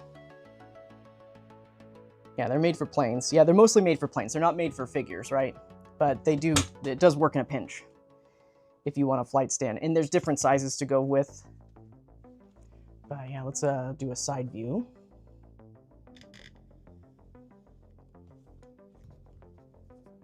Yeah. It makes me think of Godzilla Monsters of Monsters on on the NES. So, but yeah, there's those wings there for you and the flight stand. All right, guys, throw your requests in the chat. What do you want to see this guy stand up against now? It can be any figure you want. What do we want to see? Who do you want to see? Let me just move this out of the way. We'll do a couple of these, and then we'll do some Q&A.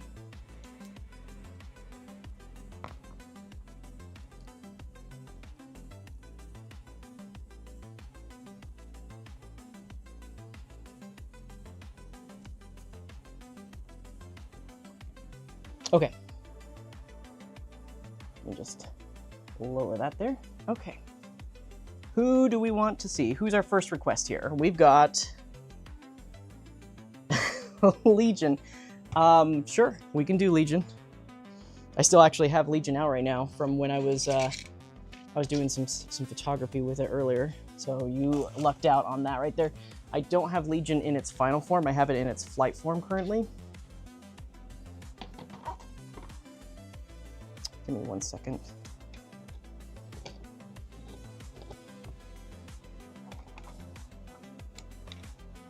Got a cat in here that thought that one of the wings was a toy. It's like, what's that?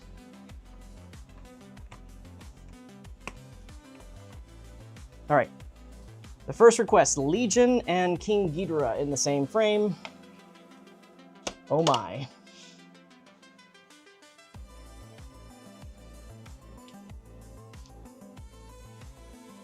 There it is.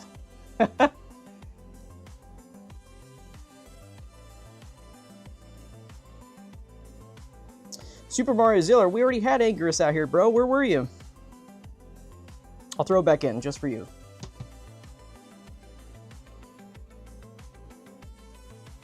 Boy, look at that. $550 versus $300. There it is, guys. Legion is massive. Okay. I'll bring out Anguirus again.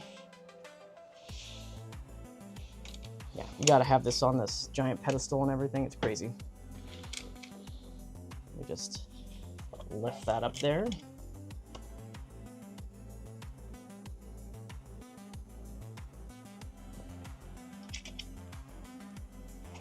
All right, and then we'll bring Anguirus back in the frame.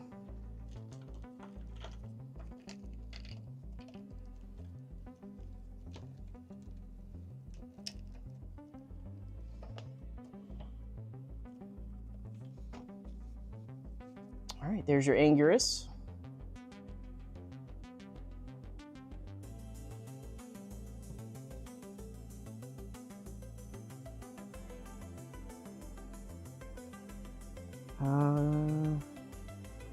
Let's see here.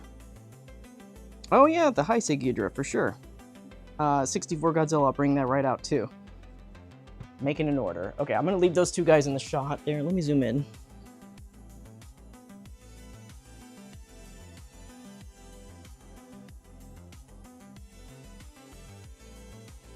They do look good together.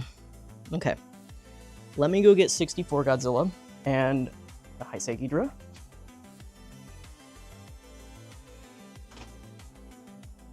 Go into my wonderful cabinet of Monster Arts paraphernalia.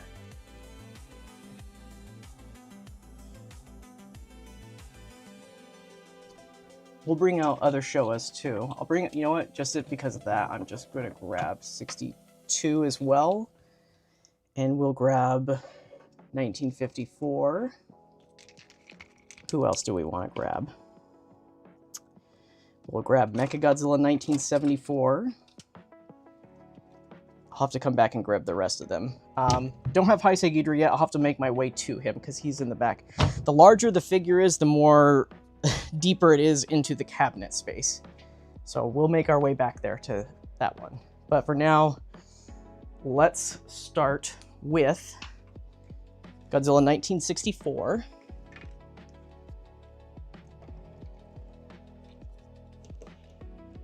So here is Godzilla 1964.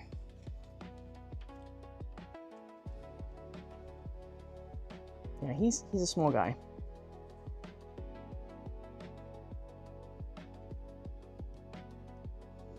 Oh, right when I was turning up my ISO. 1 second, guys.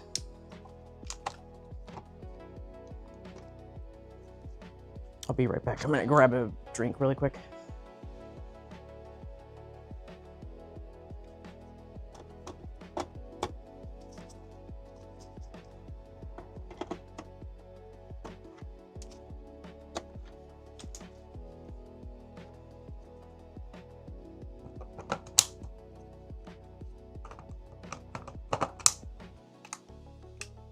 There you go.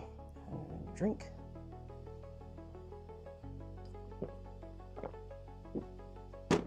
Goodness. Okay, so 64 Godzilla. Yeah, he's a runt. But surprisingly, I think he kind of scales with this too. Because 74 Godzilla.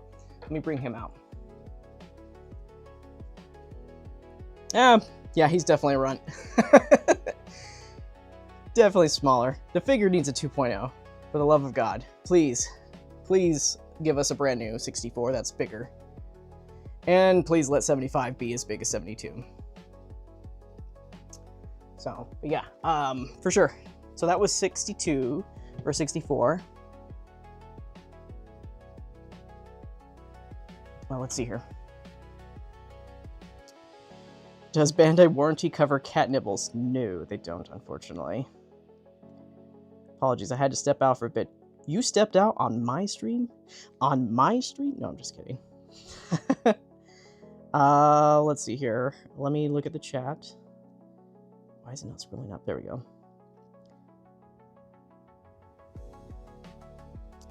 I will get to 91 Ghidorah.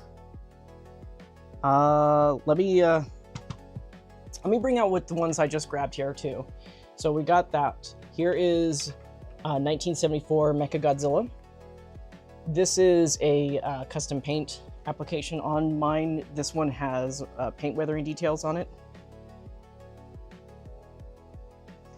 Give me 1 second here. I was messing with the arms earlier, so they're kind of a little funky looking right now.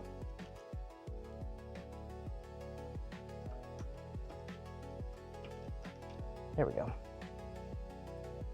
So, but yeah, there's your 74 Mechagodzilla.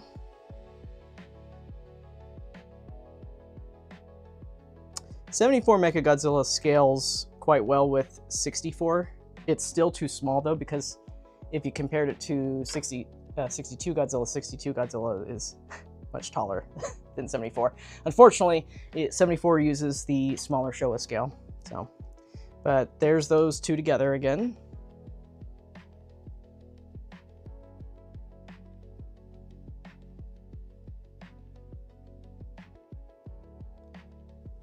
And then who else? We got 62 Godzilla. 62 Godzilla uses the 6.5 inch scale. So there he is.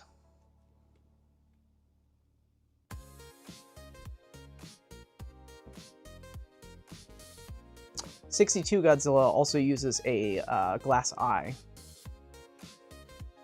which is really cool effect.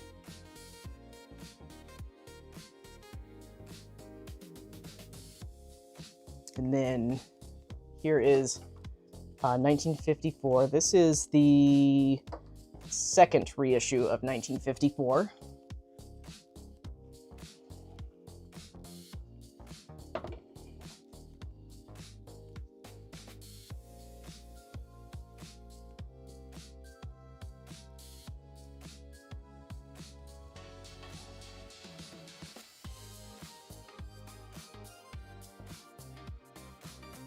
Uh, 54 is not in the Showa old Showa scale. It's kind of its own thing because it stands at 5.9 inches, not 5.7 or 5.6. So it's definitely kind of its own deal. Let me see. We had, oh yeah, we're working our way through 91 Ghidorah there. I see 2005 Kong, Shimo. Specifically standing upright, well. I do have Shimo out right now, so let me bring that one out.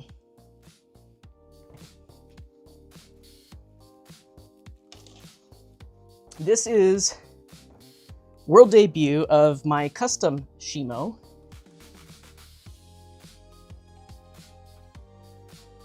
Let me bring down the ISO. So this is my custom painted Shimo that you guys are taking a look at for the first time.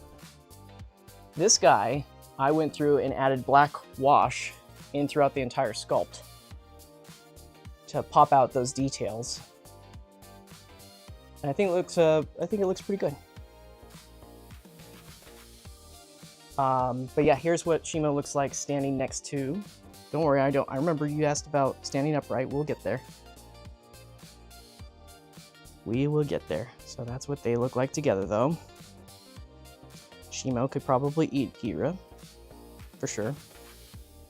As far as standing upright goes, let's see if we can get that to happen here.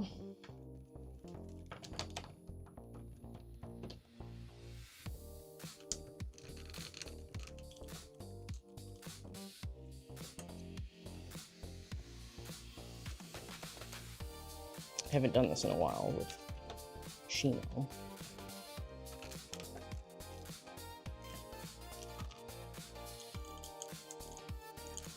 Oops, popped off too much. Too much bend.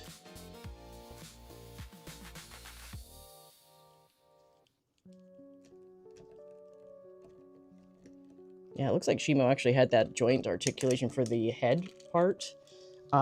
It was done for the neck and for the torso area. So that's a double double new engineering kind of thing. Just got to get that back on there.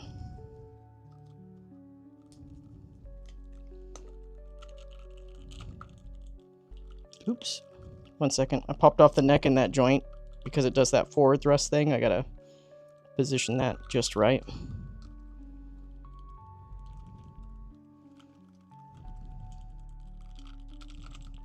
There we go. Okay, so standing upright.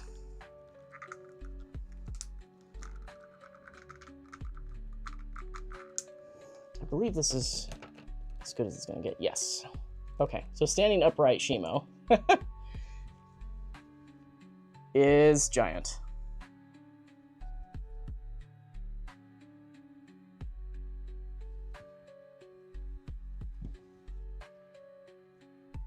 All right, let me dig in the case. Let's see here. We've got Mothra larva. I'm gonna grab Kong 2005 and Mothra larva. I gotta keep digging for the Ghidorah though, so I might grab some other ones.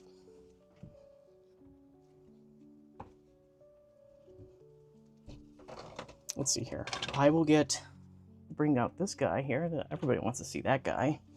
We'll bring out this one because Rob is a giant fan for it. Trivia fact, what is Rob's biggest favorite Godzilla figure for Monster Arts?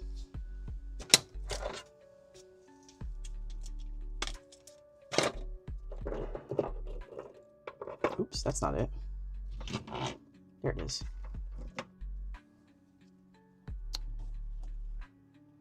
All right, 1 second, everybody.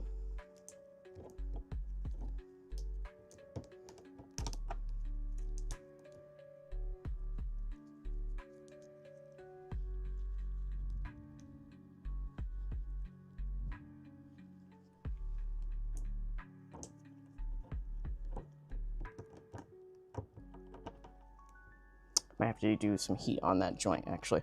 I walked in and I just saw that one of the King Ghidorah heads had fallen off, and it is a problem neck piece that I've had this entire time I've owned this figure, because the socket is too small for the head. So I think that when it was on the fryer, or whatever they call it, it got heated too much. Okay, so first one I'm going to bring out is GMK Godzilla.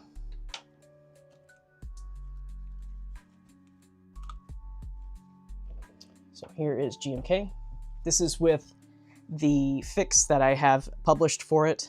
If you guys don't know, you can, the first figure, GMK right here, it didn't have, what do you call it?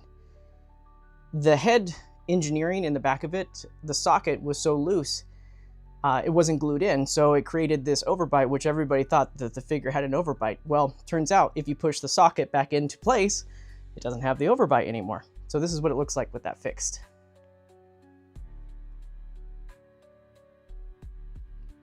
They actually look really good together, right? That's pretty cool.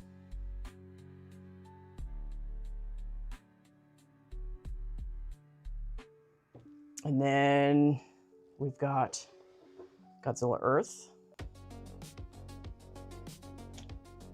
And then I gotta heat this guy up. While you guys are taking a look at that. That's Rob's favorite, by the way. Rob's favorite is Godzilla Earth.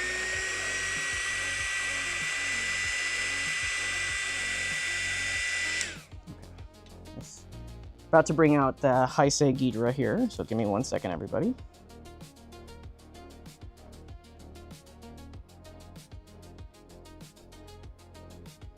Man, it really doesn't like me.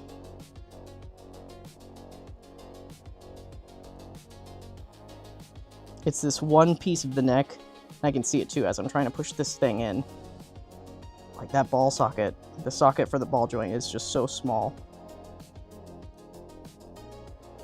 I'm gonna get it in there, I think.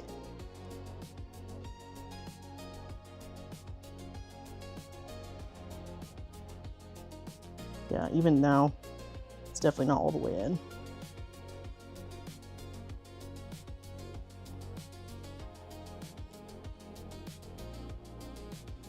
I'm probably gonna have to take care of this later, but this one ball socket just has always been a pain in the butt because of that.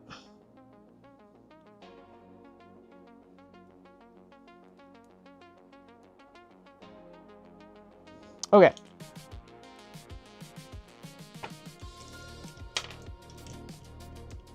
So here is our Heisei Ghidorah right here. It is going to be a lot larger than the 72. Let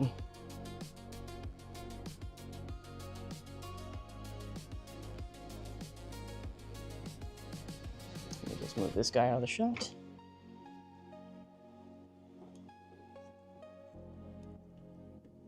I had mine in flight pose, so that's why it might look a little funky. But yeah, here are these guys right here. Very different.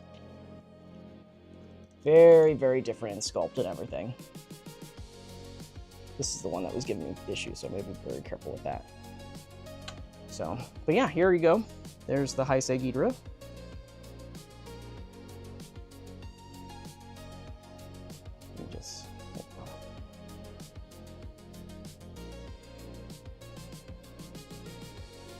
Heisei Ghidorah is definitely taller.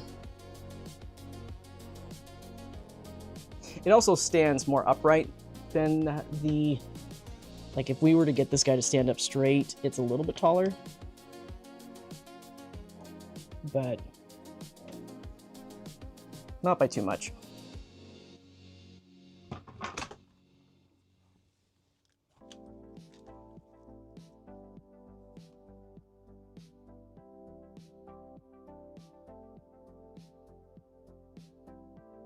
Yeah.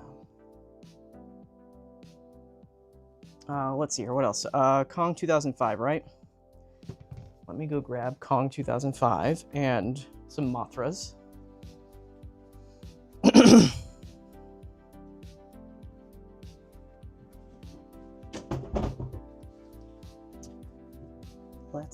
Who did I say I was grabbing? Mothras? Yes.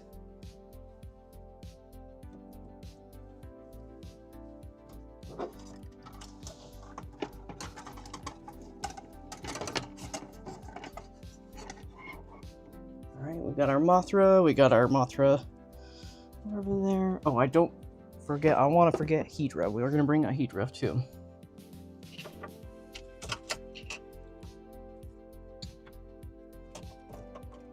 Grab Hydra.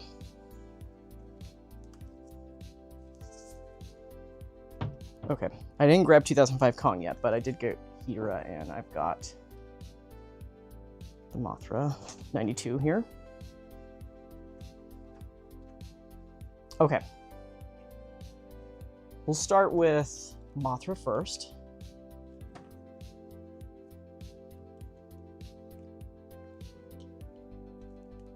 Okay. So here is Mothra 92, the first release, as well as the larva.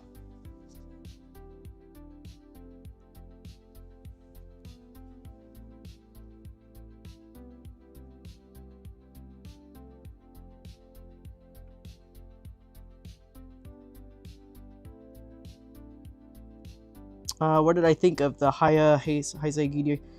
I mean, I think that the head sculpt that they used for it is it matches the suit for sure, that Haya did. MonsterArts is more of, I mean, they don't tend to do suit one-to-one stuff, you know, it's usually supposed to be like a real, like, creature kind of thing. But I'd like to see Sakai do a new a new 1991 Ghidorah, just because that was like back in 2012 when he did that one, and he's done some recent 91 Ghidorahs and they look pretty good actually, so it would be cool. We already brought out Godzilla Earth. GMK. Heck yeah, we do. Oh wow, there's like a whole bunch of messages. For some reason the chat was not updating. Okay. We did Martha. Okay, let's see here. 74. Yeah, the shoulder rings for Mechagodzilla 74. They're a nuisance. Yeah, they can be a nuisance sometimes. They don't fall in the sculpt like some people have said, though. If anybody says that, they're full of crap. There's no way that they could fall into the sculpt. like in the chest cavity. They'll fall in the shoulders for sure. Let's see here. I remember some reviewers confused over the shoulder rings. Yeah, I posted a whole video about them. Actually, the shoulder itself for Mechagodzilla 74 is designed so that you can scoop the rings out if they fall in. If you haven't seen that video, I have that posted. Okay, I'm going to stop scrolling through here just so that we can get through Ghidorah, and then... actually, let me zoom in on these guys really quick. So there's Mothra and King Ghidorah.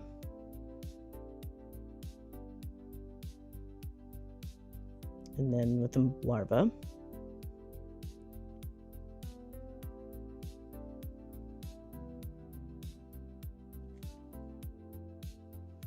All right, and then let's bring out Ghidorah here.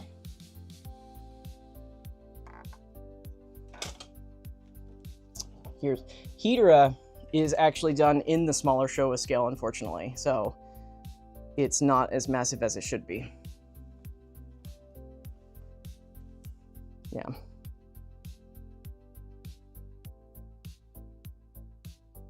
Like if you compare him with 64 Godzilla, I have mine kind of bent down, I just realized. Let me straighten up the legs here. So if you compared him with 64 Godzilla, that's a better scale, right? But for anything later than that. So I wonder if they do 71 Godzilla, if they'll make a smaller one. Otherwise, they will not scale well at all.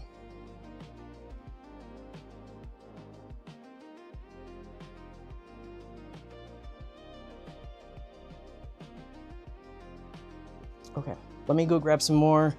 Let's see here.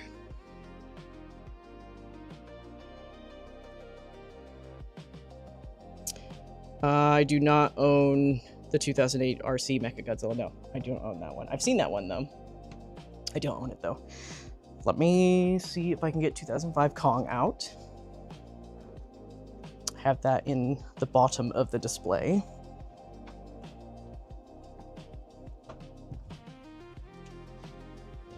If I can find him. I know he's down here somewheres.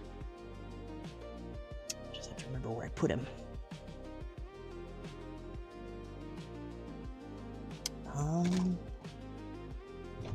Here he is.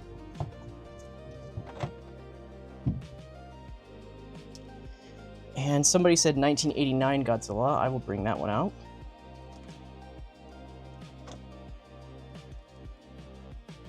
I believe Soul of Chogokin Kiryu was mentioned.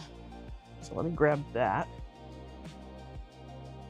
And then after we do these, guys, I will accept 3 more requests. Okay, we will start with 2005 Kong.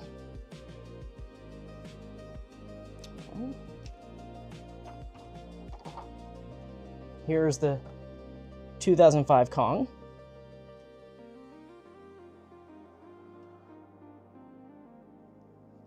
They look like they could fight, right?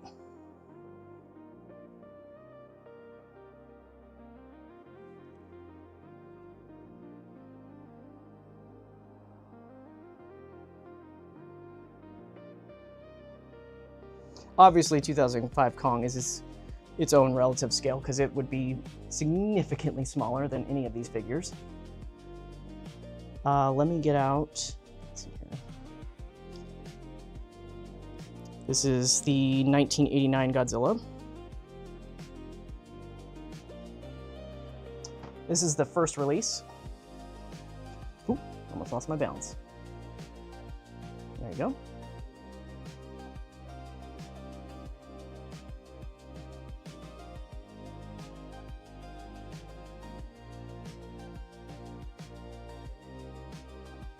And then, what was the other one?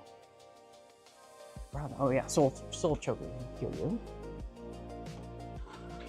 Now remember, this is a larger figure in general. It's not in scale with Monster Arts at all.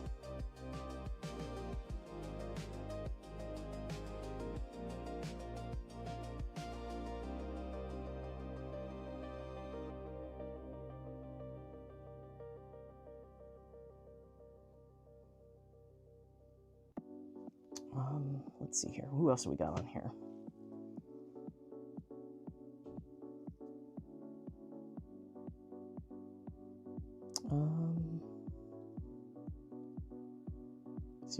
Destroya.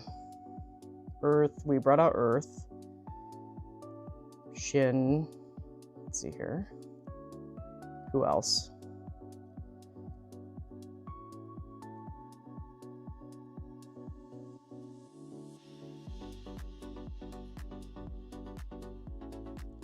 Just looking through the list here, making sure I didn't miss any other ones. I might have missed a couple, but I'm looking through. I see the Kyoku Godzilla 89 figure in there. How does he compare to Baggin?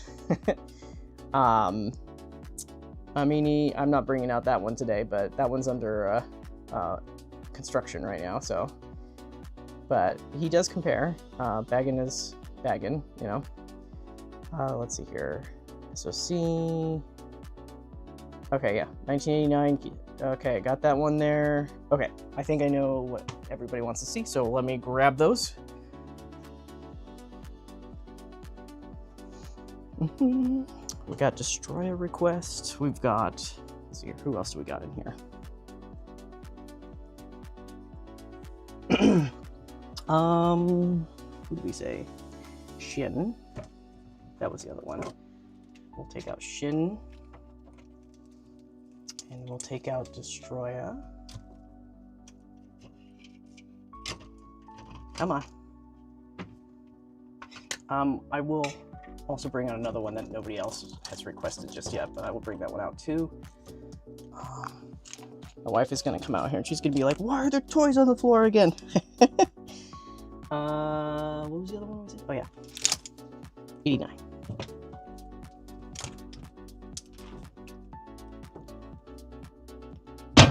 All these ones are the large figures.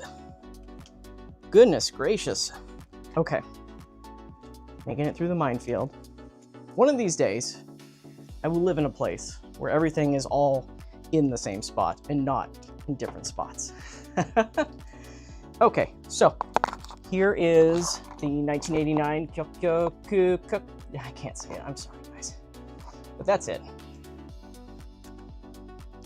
Much bigger. Beautiful sculpt though.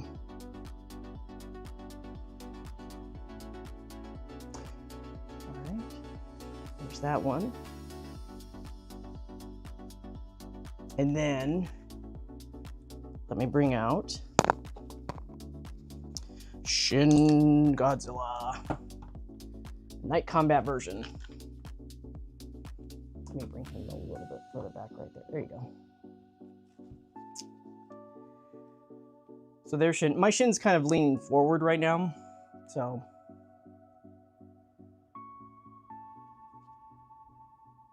Let me pose him so he's standing more straight.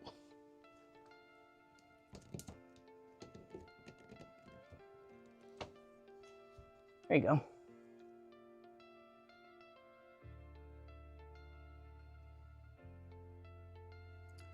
And then we have the original Destroya. And then I'm going to bring out two more after this, and then we will go into Q&A. So here's the original Destroya.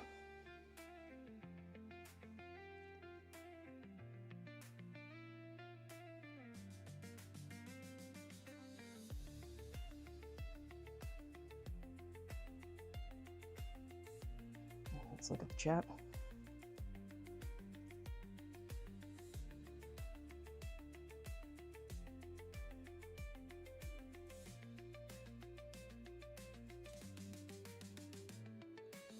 Yeah. No, it was, yeah, it's not the model kit. Yeah, I looked away, genuinely thought you brought out an 89 kit or something. Beautiful figure. Yeah, if you have the ability to track it down, it's not outrageously priced in Japan, but you do have to pay that shipping price. So you might be better off finding it aftermarket here in the States too. All right, let me bring out two more, and then we will transition to good old Q&A. I did brought out that one. Let me bring out this other guy here.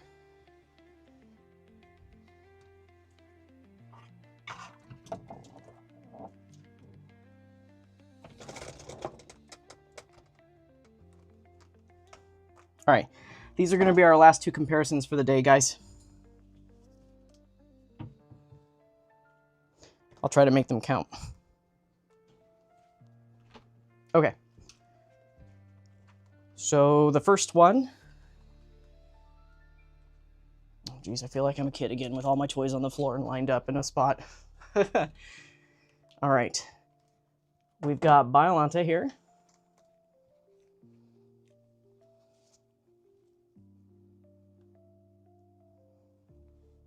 This is the first release.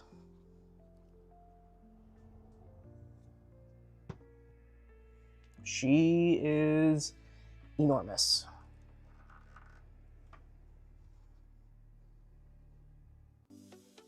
Be interesting if they ever do Decisive Battle version, what that's going to look like.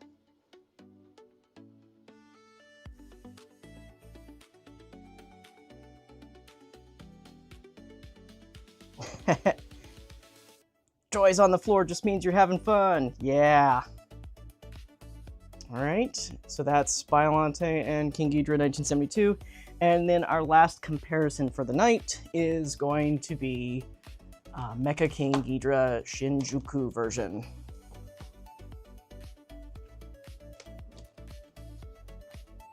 So here is... Now, this one actually has better tolerance on the necks, even though it's based off of an older model. So I think just 2012 is, the 2012 Ghidorah is just a product of its time, you know?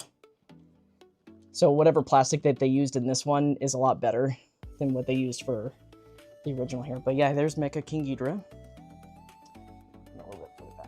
There you go. Shinjuku.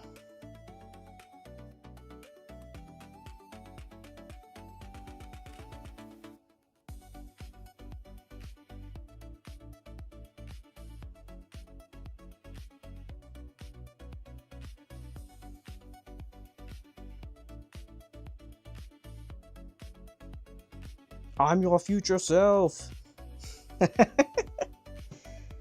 All right. All right, guys. So that's it for our comparisons. What I'm going to do is I'm going to bring out the original cast for Godzilla vs. Gigan once more.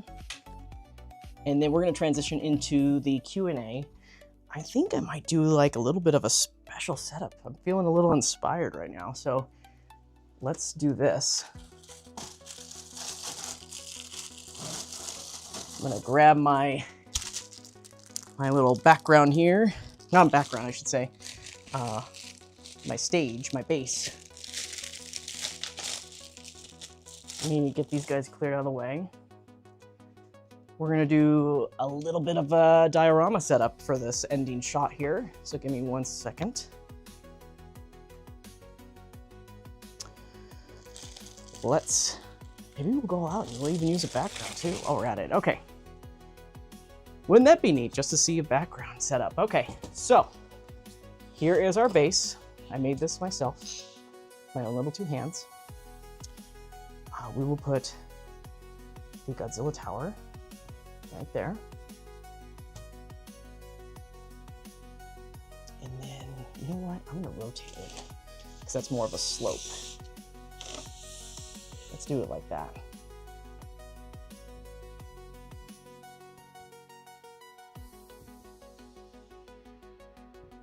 Not really even. I have to get this positioned just right. Okay.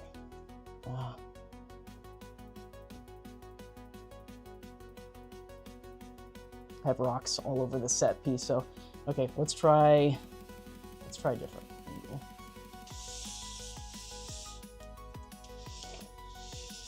You know what, maybe I'll just do it this way, because I know it's more flat on this side. I can't win. I mean, when I designed this, I didn't design it for this setup.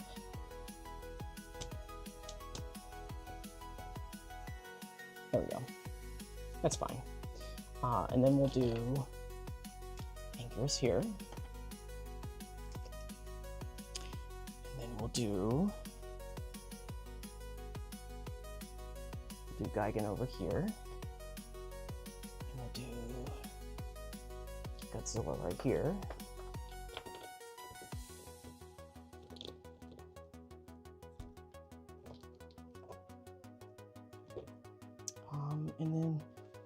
What did I just do with that King Ghidorah? Here he is.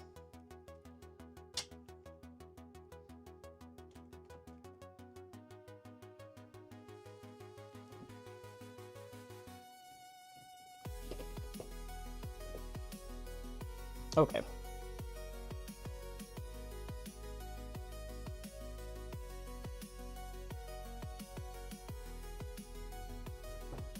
Let me just do some more adjustments here.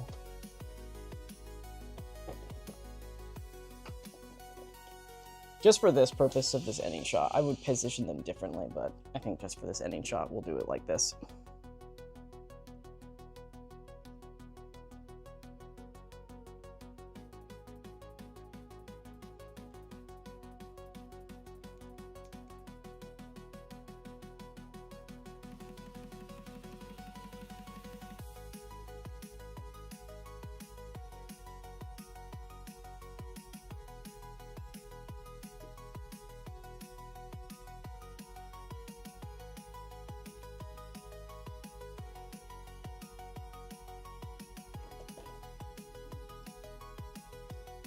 Oops, too far. Uno momento. We went too far with the Anger's mouth.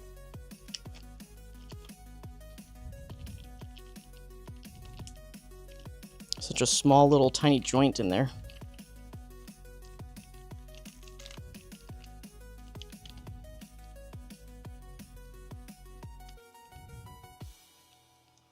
One second, guys.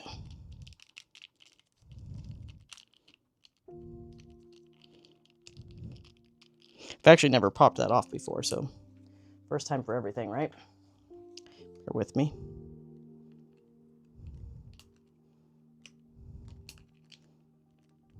There we go. I'll use those tweezers to get that aligned up right there. There we go. Okay.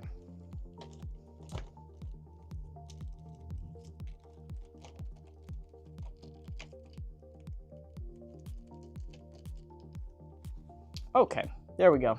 I'm settled with that. I'm good. Almost good. All right. So there is our final shot right there with the Godzilla tower and the cast and everybody on that little diorama that I built. Okay. Awesome.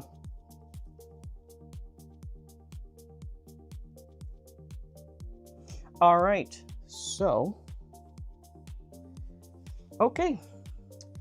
That is, okay, so for anybody that's still watching the stream with us, that is the conclusion of comparisons, everything. Thanks for watching and stuff. We're not jumping off. We're transitioning into what we call the Q&A part of it, where we're just kind of chilling, relaxing, and just talking about the figure and stuff. Kind of the wind down of it all. We're not bringing out anything else, though, for the rest of the stream. So you'll see these guys up on the stream picture right there, but feel free to this is the time to ask those questions and I will do my best to answer them. And we'll do this for like 20 minutes or so. All right. What are your thoughts overall about the new edition? Despite 72 not being your favorite Ghidorah suit, where does the figure rank among the others now? And now that it's in hand. So I would rate, as far as like the looks and everything, not talking about fun and handling, I'm gonna rank them like this. I'm gonna rank Gigan as number 1, Godzilla number 2, Anger's 3, and I think actually, you know what? Honestly, it's really more of a tie. Anger's and King Ghidorah are kind of 3 right there for me. Anger's looks really cool and everything. It's one of my favorites as well. But this King Ghidorah is pretty cool too.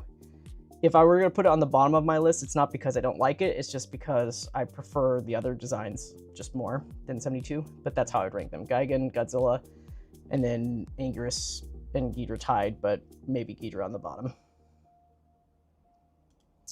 I hope you're right about being willing to do a new run of the same color. I think they will. They did that with the Serizawa Toho Maniacs figure. They did a second run of that one, same color.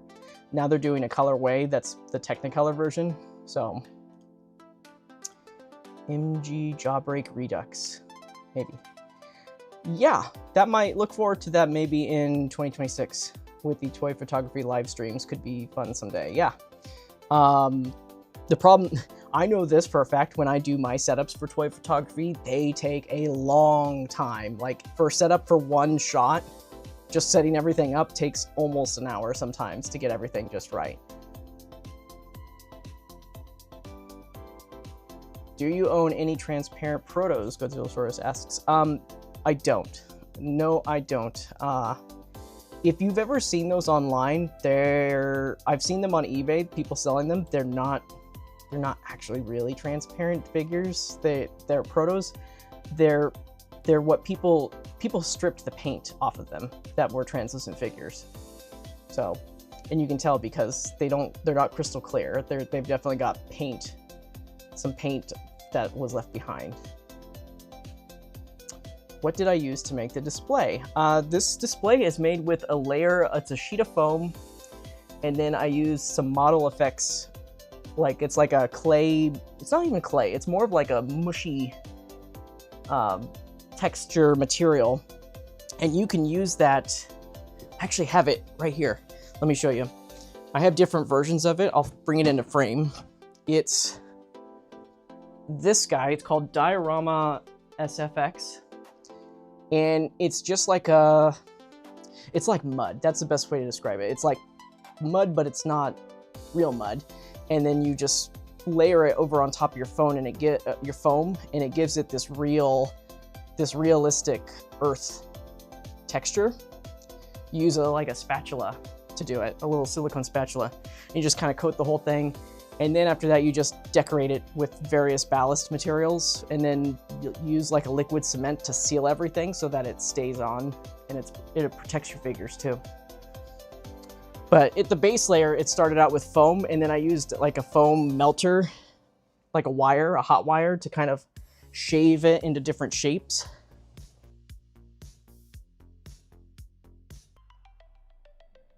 Okay.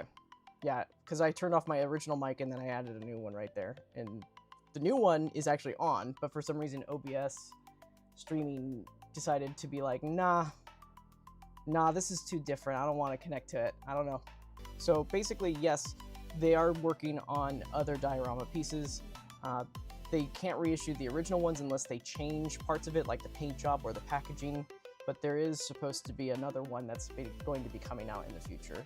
They do have it on the targeted list, so be aware of that. They also might put some more vehicles packaged with figures as well in the future. So as long as people are willing to pay the price. As you saw, Gotengo added like an additional almost $80 to the price tag of the 2004 Godzilla. So as long as people show up, they'll definitely do that.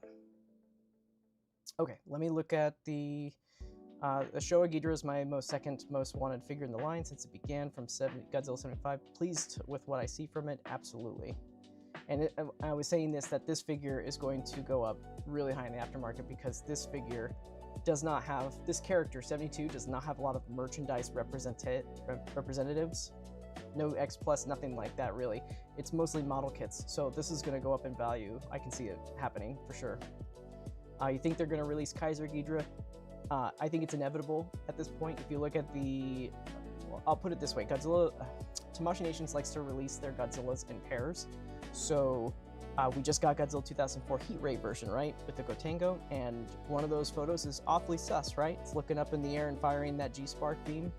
So I think it's gonna happen. I just think that nobody's gonna be ready for the price when it happens. I'm purely expecting $400 or $450 at maximum $500 because it is a massive, massive figure. Let's see here. We've got unrelated to 72 Ghidorah, but if or when Bandai were to release a Evolved Supercharged version, would they reuse the same mold as the original, or could they, since it was a Bandai release? The answer to that is that they can use the same mold again. It will be casted all in translucent plastic, of course, because they're going to have that effect and everything. The Bandai label only stops things being reissued one-to-one. That's all it does. And they've loopholed the crap out of that since like 2012. Like back in 2012, they're just like, sorry, no. But now they're like, okay, well now we'll do a special color version because the color's different. Oh, now they're doing things where the packaging is different. They just did I guess a Goku figure that was originally a San Diego Comic-Con exclusive. and now they're releasing it under P Bandai, and there's no differences between the figure and the extras it comes with. And I talked to them about that. I said, how does this work with the P Bandai policy? And they said, oh, we just changed the box. There you have it. So if we can just change the box now, the P Bandai block is not as big of a block as it used to be. So it just, the policy is it just cannot be one-to-one as its first release. That's all that is. So for example, you know, GMK Godzilla, it came with nothing, right? They cannot do a one-to-one with that. So if they wanted the original colors of GMK to be reissued, they would have to, I mean, they could just change the box, right? Or they would have to add additional effects or change the color of the figure. And it's actually getting a general release in the MGP subline now, so that's cool. Going down the list right here, you got cut off answering the initial question. Yep. Let's get past all that. Yep, you're right. And again, thank you, RoboLizard, for getting my attention like that. It popped up right there, right when you posted that, so you didn't have to do it, but I do appreciate the love. Okay. Pulp All is okay there. That wife didn't... No, she's been instructed not to come out of the other rooms until the sign is turned off that I'm not live anymore. Yeah. Yeah, I'm using wireless mics. They're only good for like, I mean, it's pretty impressive. This wireless mic was turned on originally at 4 p.m. and it lasted basically until 7:28. So that's pretty good battery life for a wireless mic. Yeah, I'm using the DJI Mic 2, if anybody's curious. Those are the ones I'm using. These are like 200-something plus microphones, so. Okay. Okay, here's our next question. Derpy Christ, hey, welcome, man. Do you have any idea of the King Caesar Shiza statue from X Plus ever went up for sale? I don't know. Are you checking the American, the North America version of the X Plus site, or did you check the Shonen Rick Japan site? Let me check for you really quick. Shonen Rick, JP. They stopped doing global sales over on the JP website, but just gonna kind of scroll through and see if that's, I don't know if that's even been solicited just yet. And I think that's what you're asking is if it's been solicited.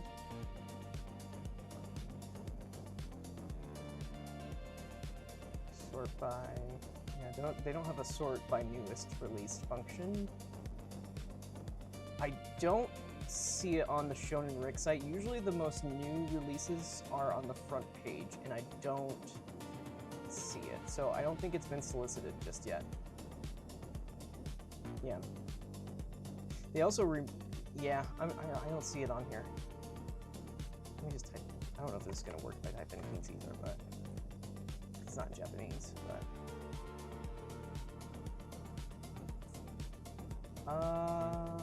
You know, when I type in King Caesar, it does, all their listings for King Caesar show up, but they do not have the statue. They don't have the statue there, so I don't think it's been solicited yet. All right, any chance that Mothra series Monster Arts would happen like Dagara, Cretaceous? Yes, they are currently on the survey. I will drop this in the link. Now that we're at the computer, I can drop links in the chat and everything. So give me 1 second, guys. If you own King Ghidorah, I encourage you to fill out this survey. But if you don't, you can take a look at it, but please don't fill it out until you own the figure, just to be truthful with what you're doing, because it is an end product survey of that figure. So you should really answer honestly based off of you owning it. But if you want to see the targeted list of monsters, it's right here. I'm going to link it to my website in the chat. You guys go scroll down past the photos. It says Start Survey. You do need a Google Translator plugin into your browser. So if you're using Chrome, there's an extension that you can get which automatically translates it for you.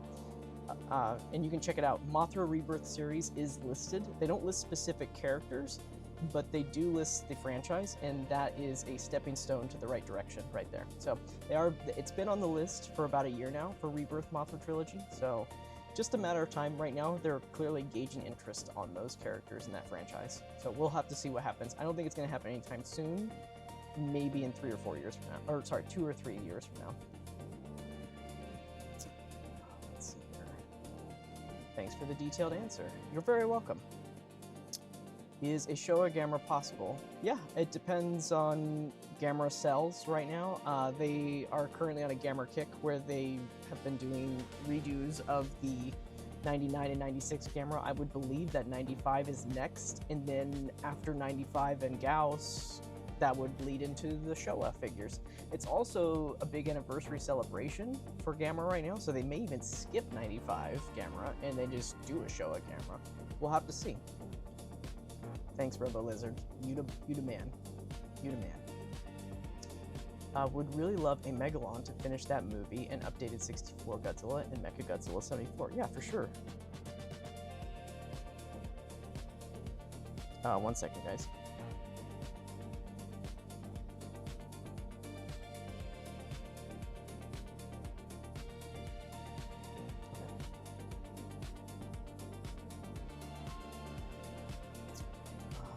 As well. Sorry for the suggestion. I think the 72 necks are a bit short. Would you attach the neck parts from others ones to connect them? I'm not doing anything else with what you're seeing on screen right here, but I believe that they're supposed to be short for this version of the character right here. So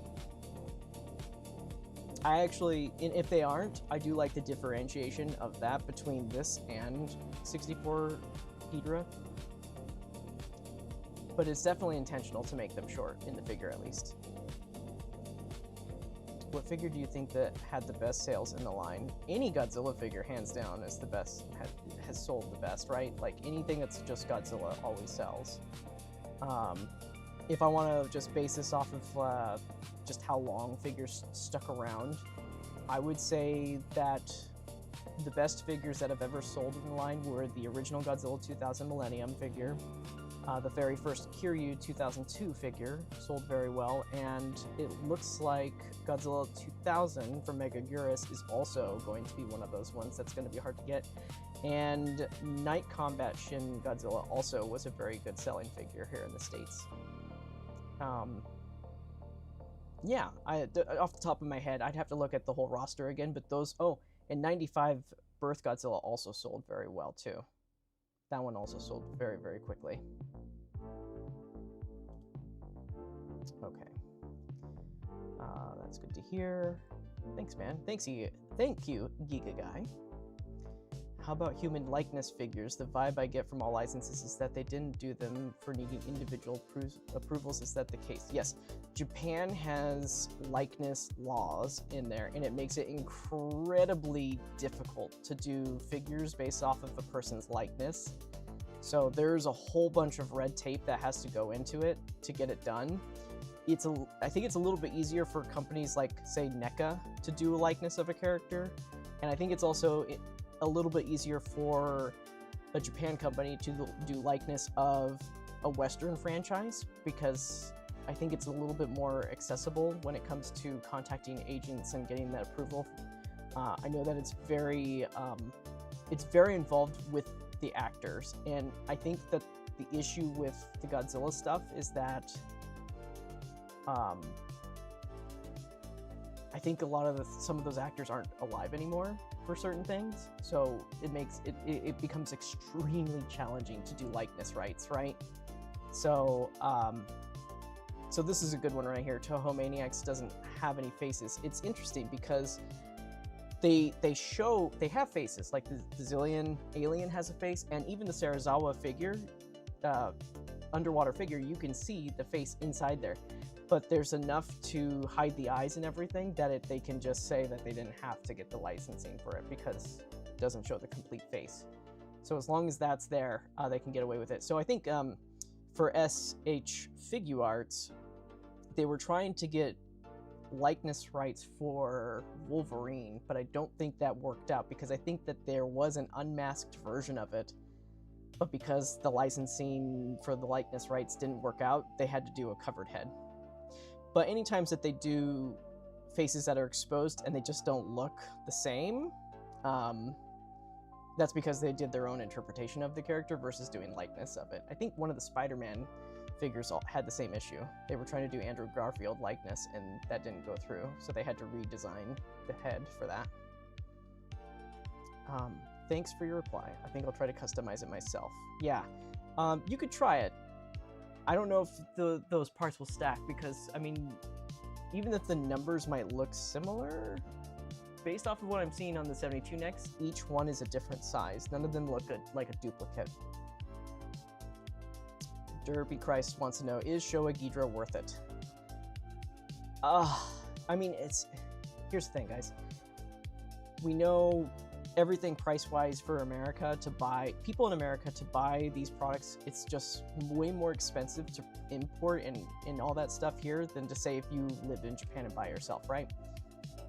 There's just a huge economical cost difference right there. In Japan, the way that they import everything here to the United States, the tariffs and all that stuff, it's made things more expensive to get here. Like, I'll put it this way. To buy these figures, if I went to Japan right now to buy this figure, it's about $212 in American dollars, right? With currency conversion and stuff. But unfortunately, they don't do that because they have to pay for import and tariff and all that other stuff when they bring that over here. And they used to do a little bit of a discount before, but now it's like basically just move the decimal over. And they're still not, they are taking a hit a little bit, because like this figure should have been, if you were to factor the actual tariffs charge that we were supposed to, like at the time it was supposed to be 34%, but now it's gone down to 20%. But assuming it was 34%, this figure should have been, King Ghidorah 1972, should have been about $364 with the actual tariffs included per unit, right? But it's not. So they're definitely taking a hit when it comes to distribution. They made it 300 right there. And I mean, this is just the reality that we live in right now. And just importing figures, even the Haya figures have gone up. They're like, what, $80 now for base Godzilla stuff? Including their own tariffs and stuff, and they're having to do their own self-distribution. It's just gone up. It's just gone up. And that's the sad reality that we're in right now. So that said, is it worth picking up? If you pre-ordered this in the US for a discount, say like Innate Media, I think it was like 260 something bucks, definitely get it. I don't think it's ever going to drop super low. The thing is this, it's not like it's 2019 Ghidorah where it's going to sit on shelves. This is a Showa rep. It's going to eventually sell out, even if it is a larger figure. And the only places that are going to have it towards the end of its shelf life are going to be the places that have been charging MSRP or more. So like BBTS and, you know, Entertainment Earth or something like that. Those are the ones that are going to have it towards the end. So don't wait too long. You can watch for a sale, but just kind of keep an eye on the market, because when they start selling out at the cheaper places, it's not going to get any cheaper than that. So just kind of keep an eye out. That's my advice on that. So is it worth getting? Maybe not $300, but if you can get it for $260, for sure, grab it. Have you made any more items like speech bubbles in your free time? I have them made. I just need to print more of them. I've got them printed. I've got the prototypes for all of them and everything. It's all done and over with. I just need to have a moment to just really produce some more. I have some ideas of different kind of material to use. So let's see. Even for Super 7, they didn't do Shobijin faces in the new yeah.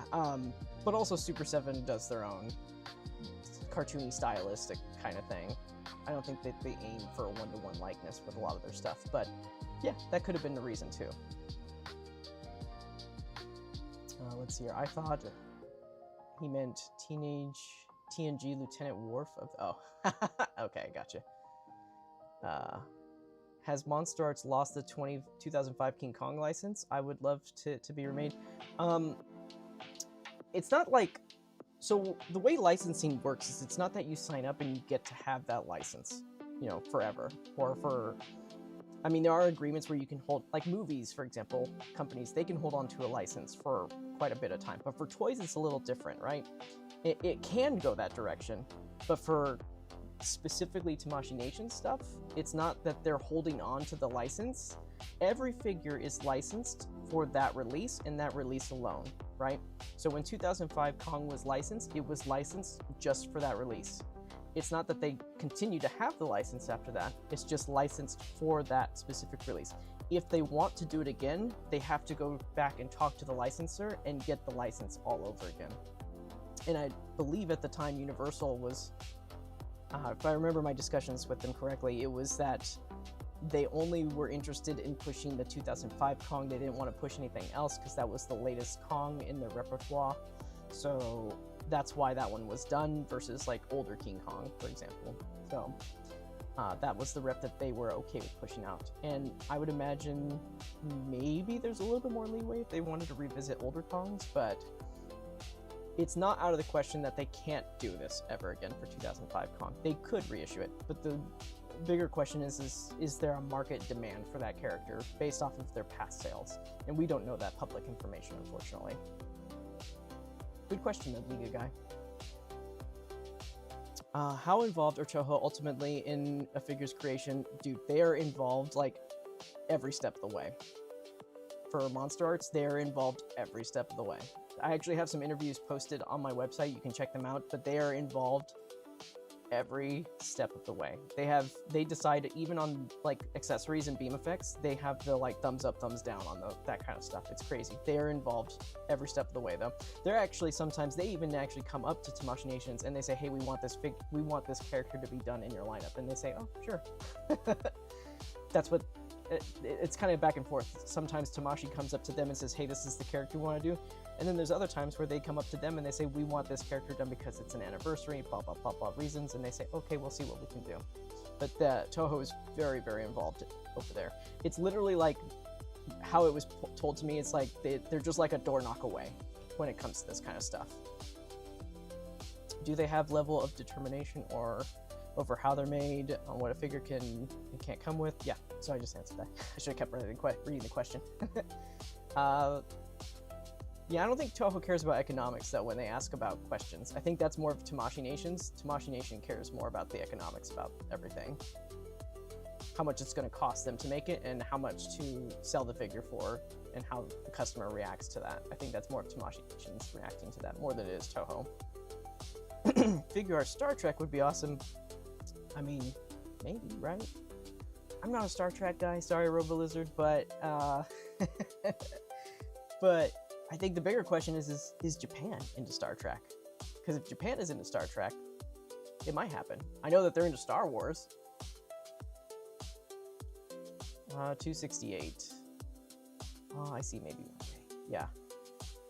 Is the Toho... No, it's not impossible. It's definitely not impossible. The thing is, with Toho Kong, you have to get 2 licensors in the room with it, and they both have to agree to do it. And I don't think it's that... I think it's not impossible, but it's difficult. I'll put it that way. I've heard that it's difficult when it comes to Universal and Toho agreeing on certain things regarding this release. Recently, that's why you saw the 4K version of King Kong versus Godzilla. It's not too recent, but it was like a couple years ago they did that. Only released in Japan, that was it, no American release for that. And Japan has pure rights to release their version of that in Japan, right? But I think part of the reason why it gets a little hairy is because Universal has its own version of King Kong versus Godzilla where they've inserted their own footage too. And then there's a third-party licensor in there too, on top of that. I forget his name, but there's somebody else involved. So there's just a lot of agreements that have to be made, and I don't think it's impossible. It's just difficult. Bro, I'll wait for Hayatoy's version. Like, that's like a meme at this point. I'm sorry. I know some people say it to make a sting and a jab at MonsterArts and something like that, but like, have you seen the release schedule, man? Like, they're announcing 2027 figures now. You want to wait? Go for it. Star Trek ships have come out May. Star Trek ships have come out May times Japan and Japan. Okay. Diecast series was distributed by yeah. That's cool. So maybe there's some hope. I honestly don't follow Star Trek that enough. I don't know anything anything about whether Japan would like it. I'm just told that if it wants to be made by Tamashii Nations, Japan has to really like it. That's what I've been told. Check out many times in Japan as shown. Okay, thank you for the clarification on that. Out many times in Japan. Got it. By the way, I just got Godzilla 1972, and it's great. One of the best kaiju figures in terms of articulation.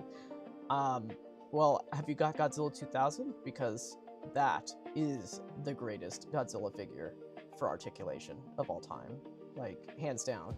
It is amazing. But Godzilla 1972 is definitely really, really good. Don't want to put that one down by any means. Like, that one is also really good, especially for a Showa figure. But Godzilla 2000, holy cow. 2.0 articulation engineering, amazing. If you guys do not own this figure, you have to get it. You have to get it. It is a pinnacle in your collection for MonsterArts. You have to get it. Lego just got the Trek license, so I could see how it might be more likely. I don't know. Toho is, I mean, it could happen. Toho has been more than willing to have people license out their stuff. I think Bloki's did it recently. Oh, there's a Bloki's comment right there, yeah. That's your own comment too. Yeah, Bloki's for coming Toho, yeah. I think Toho is willing to license out their stuff more and more. So I think a Lego collaboration is inevitable. Godzilla 2000 on the way, should have it in a few days. Bro, you're gonna love it. You are gonna love it. Was the 91 special color version better with wing joint durability? Yes, it uses improved plastic. It's the same joint engineering, but it uses a harder, sturdier plastic at the joint, so it doesn't break like the original did. Something else to point out, the original, there was a quiet improvement on the original. It's packaged differently from the first release. The first release, the necks kind of go up like an S shape, whereas the reissue, Daniel, if you want, you can text me, or not text me, but you can DM me and I can show you the differences of the first one if you are interested in picking up the first one. There is a second version of it that was quietly released, and the packaging is different, and that's how you identify it. And that one also uses a stronger plastic. There was no reports of that one with broken wings. So, and that was specifically sent out to the United States. They requested more additional stock, and that's what we got with that, with an improved plastic. All right, I'll wait for NECA. Funny. Fanned out. I don't know what that means. But yeah, going back to this one, yeah, hit me up. I'll send you pictures so you can identify. I can help you identify the difference.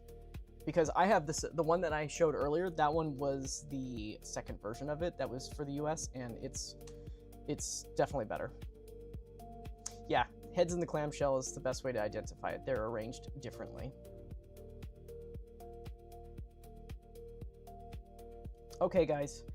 I'm going to answer just 2 more questions. If you guys have 2 more questions, go for it. We got to wrap up the stream, though. It's almost 8 o'clock here my time. Just a few more questions, and then we're going to wrap it up here. I feel great. Thank you. I feel great right now. I'm feeling good.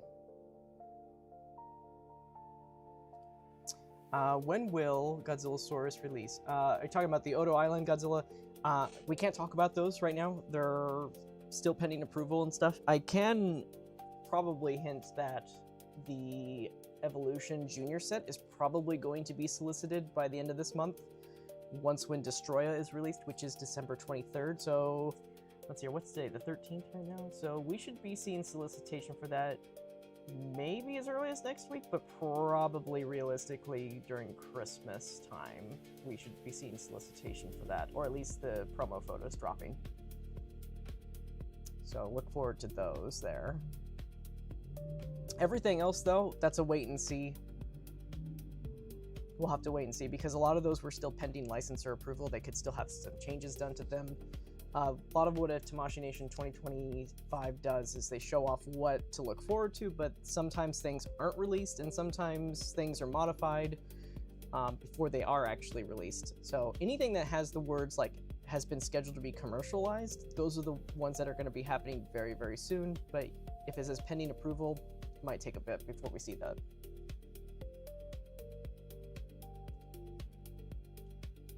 Thanks for answering. Shame I missed most of the stream. Hey, the stream's going to be up until I do the abridged version. So I don't know if you guys have noticed this, anybody that follows this channel, the live streams will remain up until the abridged versions come out. When the abridged versions come out, I do set the live streams to unlisted because I prefer you guys to watch the other ones. But I do always link the live streams in the descriptions if you guys still want to check those out. Because they're just long. They're like 3-4 hour long streams usually when we do these things, especially when we're doing variance comparison with other figures. But this will be up if you missed out at the very beginning of this and you just jumped in. You'll be able to rewatch everything all over again anytime you want. So that's there for you. I'm really behind on my abridged versions. I'm still working on Godzilla 2023 from Comic-Con, doing that abridged version and everything else after that still. So those live streams are all up in their completeness after that though. So be sure to check this out if you want to check them out. If not, it's cool. It's cool. Next thing up for us, though, here at the Articulation series, we're going to be looking at Destroya, the Tokyo Waterfront Bay Decisive City Bay Decisive Battle. You know, Japanese name, long. That will be probably arriving the second week of December here. So hopefully. That'd be really sweet doing that might be our New Year's Day stream or something like that. New Year's weekend stream. So January 3rd maybe for that. And then, yeah, so look forward to that stream right over there. I will be doing a photo session with these King Ghidorah samples a little bit later, probably sometime this week. They usually do these ones super late at night and everything, but I might change it up. I might be changing this up a little bit in how I did them in the past. So we'll see how that goes. But a photo session, look forward to that for sure. Thanks for all the fun tonight. Hey, yeah, you're welcome, man. Pleasure. Checks in the mail, Michael. Thanks. Yeah. If you guys didn't know, RoboLizard is one of the folks that is picking up one of these Ghidorahs here. So, yes. Okay, guys, thank you so much again for joining us on the stream today. Actually, you know what? Sorry, I gotta record myself right here. So, yeah, thank you so much, everybody, for joining us for the stream today. It was a pleasure to go through all 4 of these King Ghidorahs. For the most part, they're pretty much consistent, aside from the paint, wash, and weathering effects on them, and, of course, the eyes, very different in some cases. But other than that, this was a lot of fun. We got to look through some really cool photos of we got to look through some really cool figures, comparisons, articulation engineering of the Ghidorah figure, and look forward to Destroya on December 30th, maybe, or actually that's my birthday, so probably not that day. But we will look forward to probably the first weekend of January. So with that being said, thank you so much, and we will be seeing you guys next time. Hopefully next time we'll get the other guys on the streams, like Shinramjira or Kaiju Kanai. So, other than that, thank you so much, guys. Have a good night. We'll see you later.